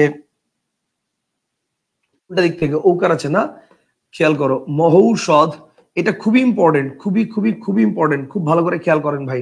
বিকজ এটা আপনার কাছে যে বই আছে, আমি ড্যাম শিওর আপনার বইতে এটা ভুল আছে, যদি আমার অন্বেষণ বই না থেকে থাকে। যদি আমার বই না থেকে থাকে তাহলে আপনার কাছে যে বই আছে আপনার কাছে সে বইতে ভুল আছে। এটা বাংলাদেশের সব বইতে এটা ভুল দেওয়া, ভালো করে খেয়াল করেন। মহৌষধ আর একটা হচ্ছে মহৌষধি, খেয়াল করেন ব্যাপারটা কি, আমি একটু ভেঙে দেখাই। মহৌষধ, আমি দেখতেছি এখানে ঔকার আছে, তো ঔকার থাকলে ঔকার যেটা ভেঙে ফেলবো, ঔকার যেটা ভাঙলে হবে হচ্ছে মহৌ, তার মানে মহ আর তার অধি, এই পর্যন্ত হবে, এই তো। আর সরি এটা হচ্ছে সদ, এটা হচ্ছে সদ এই পর্যন্ত হবে। আর এটা হবে হচ্ছে মহৌষধি, তার মানে মহ আর তারপর হচ্ছে হবে সধি এই পর্যন্ত হবে। এই তো নাকি? এইটুকু তো আশা করি ক্লিয়ার। এখন ব্যাপারটা হচ্ছে চিন্তা করেন, এখানে বলছে যে ঔকার থাকলে প্রথম শব্দের শেষে সরে সরে বসবে। এখন আপনি বলেন মহর শব্দের কোনো অর্থ আছে? নাই। তাহলে এটা কি হবে? মহা। এটা কি হবে? মহা। এখন দ্বিতীয় শব্দের শুরুতে কি হবে? ও না ও, দুইটার একটা, কোনটা হবে? এখন দেখেন দ্বিতীয় শব্দের শুরুতে আমি যদি বলি ও, এখানে ও দিলে কোনো অর্থ হয় না, ঔষধ হয় না। তো এটা দিলে দিতে হবে ও, তার মানে মহাযোগ ঔষধ, মহৌষধ, মহাযোগ ঔষধ, মহৌষধ। কিন্তু এখানে ও দিলে কোনো ঝামেলা নাই। ঝামেলাটা হচ্ছে এখানে যদি আমি, ঝামেলাটা হচ্ছে এখানে যদি আমি মানে এইখানে ও দেই, মানে এই যে যখন মহৌষধি থাকবে, মহৌষধ, এটার মধ্যে কোনো ঝামেলা নেই। ঝামেলা হচ্ছে মহৌষধি। কেন ঝামেলা? কারণ এখানে ও দিলে হবে ঔষধি আর ও দিলে হবে ঔষধি, এবং দুঃখের বিষয় দুইটারই অর্থ আছে। মহাযোগ ঔষধি এটারও অর্থ আছে, মহাযোগ ঔষধি এটারও অর্থ আছে, বোথ অফ দেম দুইটারই অর্থ আছে। এখন বলেন কি দিবেন? মহাযোগ ঔষধি দিবেন না মহাযোগ ঔষধি দিবেন? বাংলাদেশের ম্যাক্সিমাম রাইটারের বইতে এটা দেওয়া আছে মহাযোগ ঔষধি, এটা দেওয়া আছে বাংলাদেশের ম্যাক্সিমাম রাইটারের বইতে, এটা দেওয়া আছে মহাযোগ ঔষধি। ইভেন আমাদের ক্লাস 9-10 যে পুরাতন বাংলা ব্যাকরণ বই, সেই বইতেও এটা মহাযোগ ঔষধি দেওয়া। এবং এই কারণে 9-10 ব্যাকরণ বইকে কপি করে যারা বই লিখছে, কোনো কিছু চিন্তা বিবেচনা বিবেচনা বিচার বিবেচনা কিচ্ছু না করে যারা বই লিখছে, জাস্ট খালি কপি পেস্ট, মনে করেন সবার বইতে লেখা মহাযোগ ঔষধি। কেউ কিছু জিজ্ঞেস করলেই বলবে 9-10 ব্যাকরণ বইতে এটা আছে। সিম্পল হিসাব। আপনি যে লেখককে জিজ্ঞেস করেন বলবে এক কথায় 9-10 ব্যাকরণ বইতে আছে। ওরে খোদারে, 9-10 ব্যাকরণ বইতে কি ভুল আছে কিনা এটাও তো একটা দেখার বিষয়। এটা একটা দেখার বিষয় না? আপনি একটা নর্মাল জিনিস বুঝেন না, এটা মহাযোগ ঔষধি হবে নাকি ঔষধি হবে? এটা 100% ঔষধি হবে। এখন প্রশ্ন হচ্ছে কেন? শাওন ভাই বলছে এই জন্য না। ব্যাপারটা হচ্ছে আমি প্রথমেই আপনাকে বলছিলাম যে হিমাচল শব্দের সন্ধি বিচ্ছেদ যখন আমরা করি, মনে আছে? হিমাচল শব্দের সন্ধি বিচ্ছেদ করার সময় আমি আপনাকে বলছিলাম যে নর্মালি দ্বিতীয় শব্দের শুরুতে মানে মানে দ্বিতীয় শব্দের শুরুতে ওই একই বর্ণ, মানে দুইটা বর্ণ দিলে অর্থ হবে এরকম কেস খুব কম হয় নর্মালি। যেমন এই যে এই জায়গায় কিন্তু আ দিলে অর্থ হয় না, আন্ন হয় না, অন্য অই হয়। কিন্তু অচল শব্দের মানে চল শব্দের পূর্বে অ দিলে অর্থ হয়, আ দিলে অর্থ হয়, এরকম কেস খুব কম হয়। দুইটাকে দিলেই অর্থ হবে এরকম কেস খুব কম হয়। তো যখন দুইটা দিলেই অর্থ হয় তখন কি করতে হবে? অর্থের দিক থেকে কোনটা লজিক্যাল সেটা দেখতে হবে। একটু চিন্তা করেন, আমার যে এটা মানে এটা পড়ার সময় হিমাচল, তো এটা পড়তে কিন্তু হিমা লাস্টে আসতেছে, তো এই কারণে আমি যদি বলি হিমযোগ আচল তাহলে হবে? অর্থের দিক থেকে মিলাইতে হবে, উচ্চারণের দিক থেকে না। তাহলে অর্থের দিক থেকে হিমযোগ আচল দিলে হবে শারীর অতিরিক্ত ঠান্ডা প্রান্ত ভাগ, এটা হয় না। হিমযোগ অচল দিলে হবে মানে ঠান্ডা পর্বত। ঠিক একই ভাবে, ঠিক একই ভাবে এই জায়গায় আপনি যদি মহাযোগ মানে ঔষধি দেন, ঔষধি, তাইলে হবে কি জানেন? ঔষধি মানে কি জানেন? ঔষধি মানে একবার ফল পাকলে যে গাছ মারা যায়। আপনারা এক কথা প্রকাশের মধ্যে পড়ছেন না, একবার ফল পাকলে যে গাছ মারা যায় তাকে কি বলে? ঔষধি। আর ঔষধি মানে কি? যে গাছ থেকে ঔষধ তৈরি হয়, ভেষজ ঔষধ তৈরি হয়। এবার আপনি বলেন তাহলে মহৌষধি মানে কি? বনের সেই মহান ঔষধ যার থেকে ঔষধ তৈরি হয়, নাকি বনের সেই মহান ঔষধ মানে বনের সেই মহান গাছ যেটা একবার ফল দিয়ে মরে যায়? বলেন, বনের সেই মহান গাছ যেখান থেকে ঔষধ তৈরি হয়, না বনের সেই মহান গাছ যেটা একবার ফল দিয়ে মরে যায়? কোনটা? 100% বনের সেই মহান গাছ যেটা থেকে ঔষধ তৈরি হয়, এটা হচ্ছে মহৌষধি। এবং আপনি চাইলে বাংলা একাডেমির অভিধান খুলে নিজে চেক করে দেখতে পারেন মহৌষধি শব্দ সন্ধি বিচ্ছেদ কি দেওয়া আছে। মহাযোগ ঔষধি দেওয়া আছে, ঔষধি না। কনসেপ্টটা কি ক্লিয়ার? সো অবশ্যই অবশ্যই অবশ্যই এটার কারেক্ট আনসার মহাযোগ ঔষধি দিতে হবে যদি পরীক্ষা আসে। হ্যাঁ, যদি মহাযোগ ঔষধি না আসে মানে অপশনে না থাকে, সেই ক্ষেত্রে আপনি মহাযোগ ঔষধি দিতে পারেন, ঔষধি।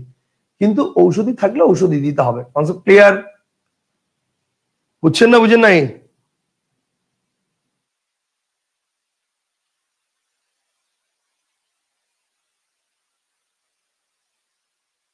এরকম কিন্তু এই যে মহৌষধ মহৌষধি, দিব্য ঔষধ দিব্য ঔষধি, উত্তম ঔষধ উত্তম ঔষধি, অনেক আছে। এরকম কিন্তু আছে অনেকগুলা। উত্তম ঔষধ উত্তম ঔষধি, দিব্য ঔষধ দিব্য ঔষধি, মহৌষধ মহৌষধি, ঠিক আছে, অনেকগুলো আছে। তো এই ক্ষেত্রে আপনাকে এই বিষয়গুলো একটু মাথায় রাখতে হবে। কনসেপ্টটা কি ক্লিয়ার হয়েছেন ভাই? জিনিসটা কি বুঝছেন? আই বলেন, আপনার কাছে যে বই আছে, অগ্রদূত থাকুক, অভিযাত্রী থাকুক, জয়কলি থাকুক, যে বই আছে খুললা দেখেন, এটা ঔষধি দেওয়া আছে। এটা ঔষধি হবে না, এটা হবে ঔষধি। বুঝছেন না বুঝেন নাই? Clean and crystal clear, very good. Okay, clean and crystal clear, thank you. ঠিক আছে, তাহলে আজকের মধ্যে এখানে ইতি। আমি আমি আর দাঁড়াইতে পারতেছি না, অনেক কষ্ট হচ্ছে। আজকের মধ্যে এখানে ইতি। আশা করি আপনাদের আগামী ক্লাসে আমরা সরস সন্ধিটা পুরোটা শেষ করে দিব, ব্যঞ্জন সন্ধিটা আমরা ধরবো। ঠিক আছে, তাহলে আজকের মধ্যে এখানে ইতি। ভালো থাকেন, আল্লাহ হাফেজ, আসসালামু আলাইকুম, বাই। আল্লাহ হাফেজ, আসসালামু আলাইকুম, বাই। ঠিক আছে, ওকে।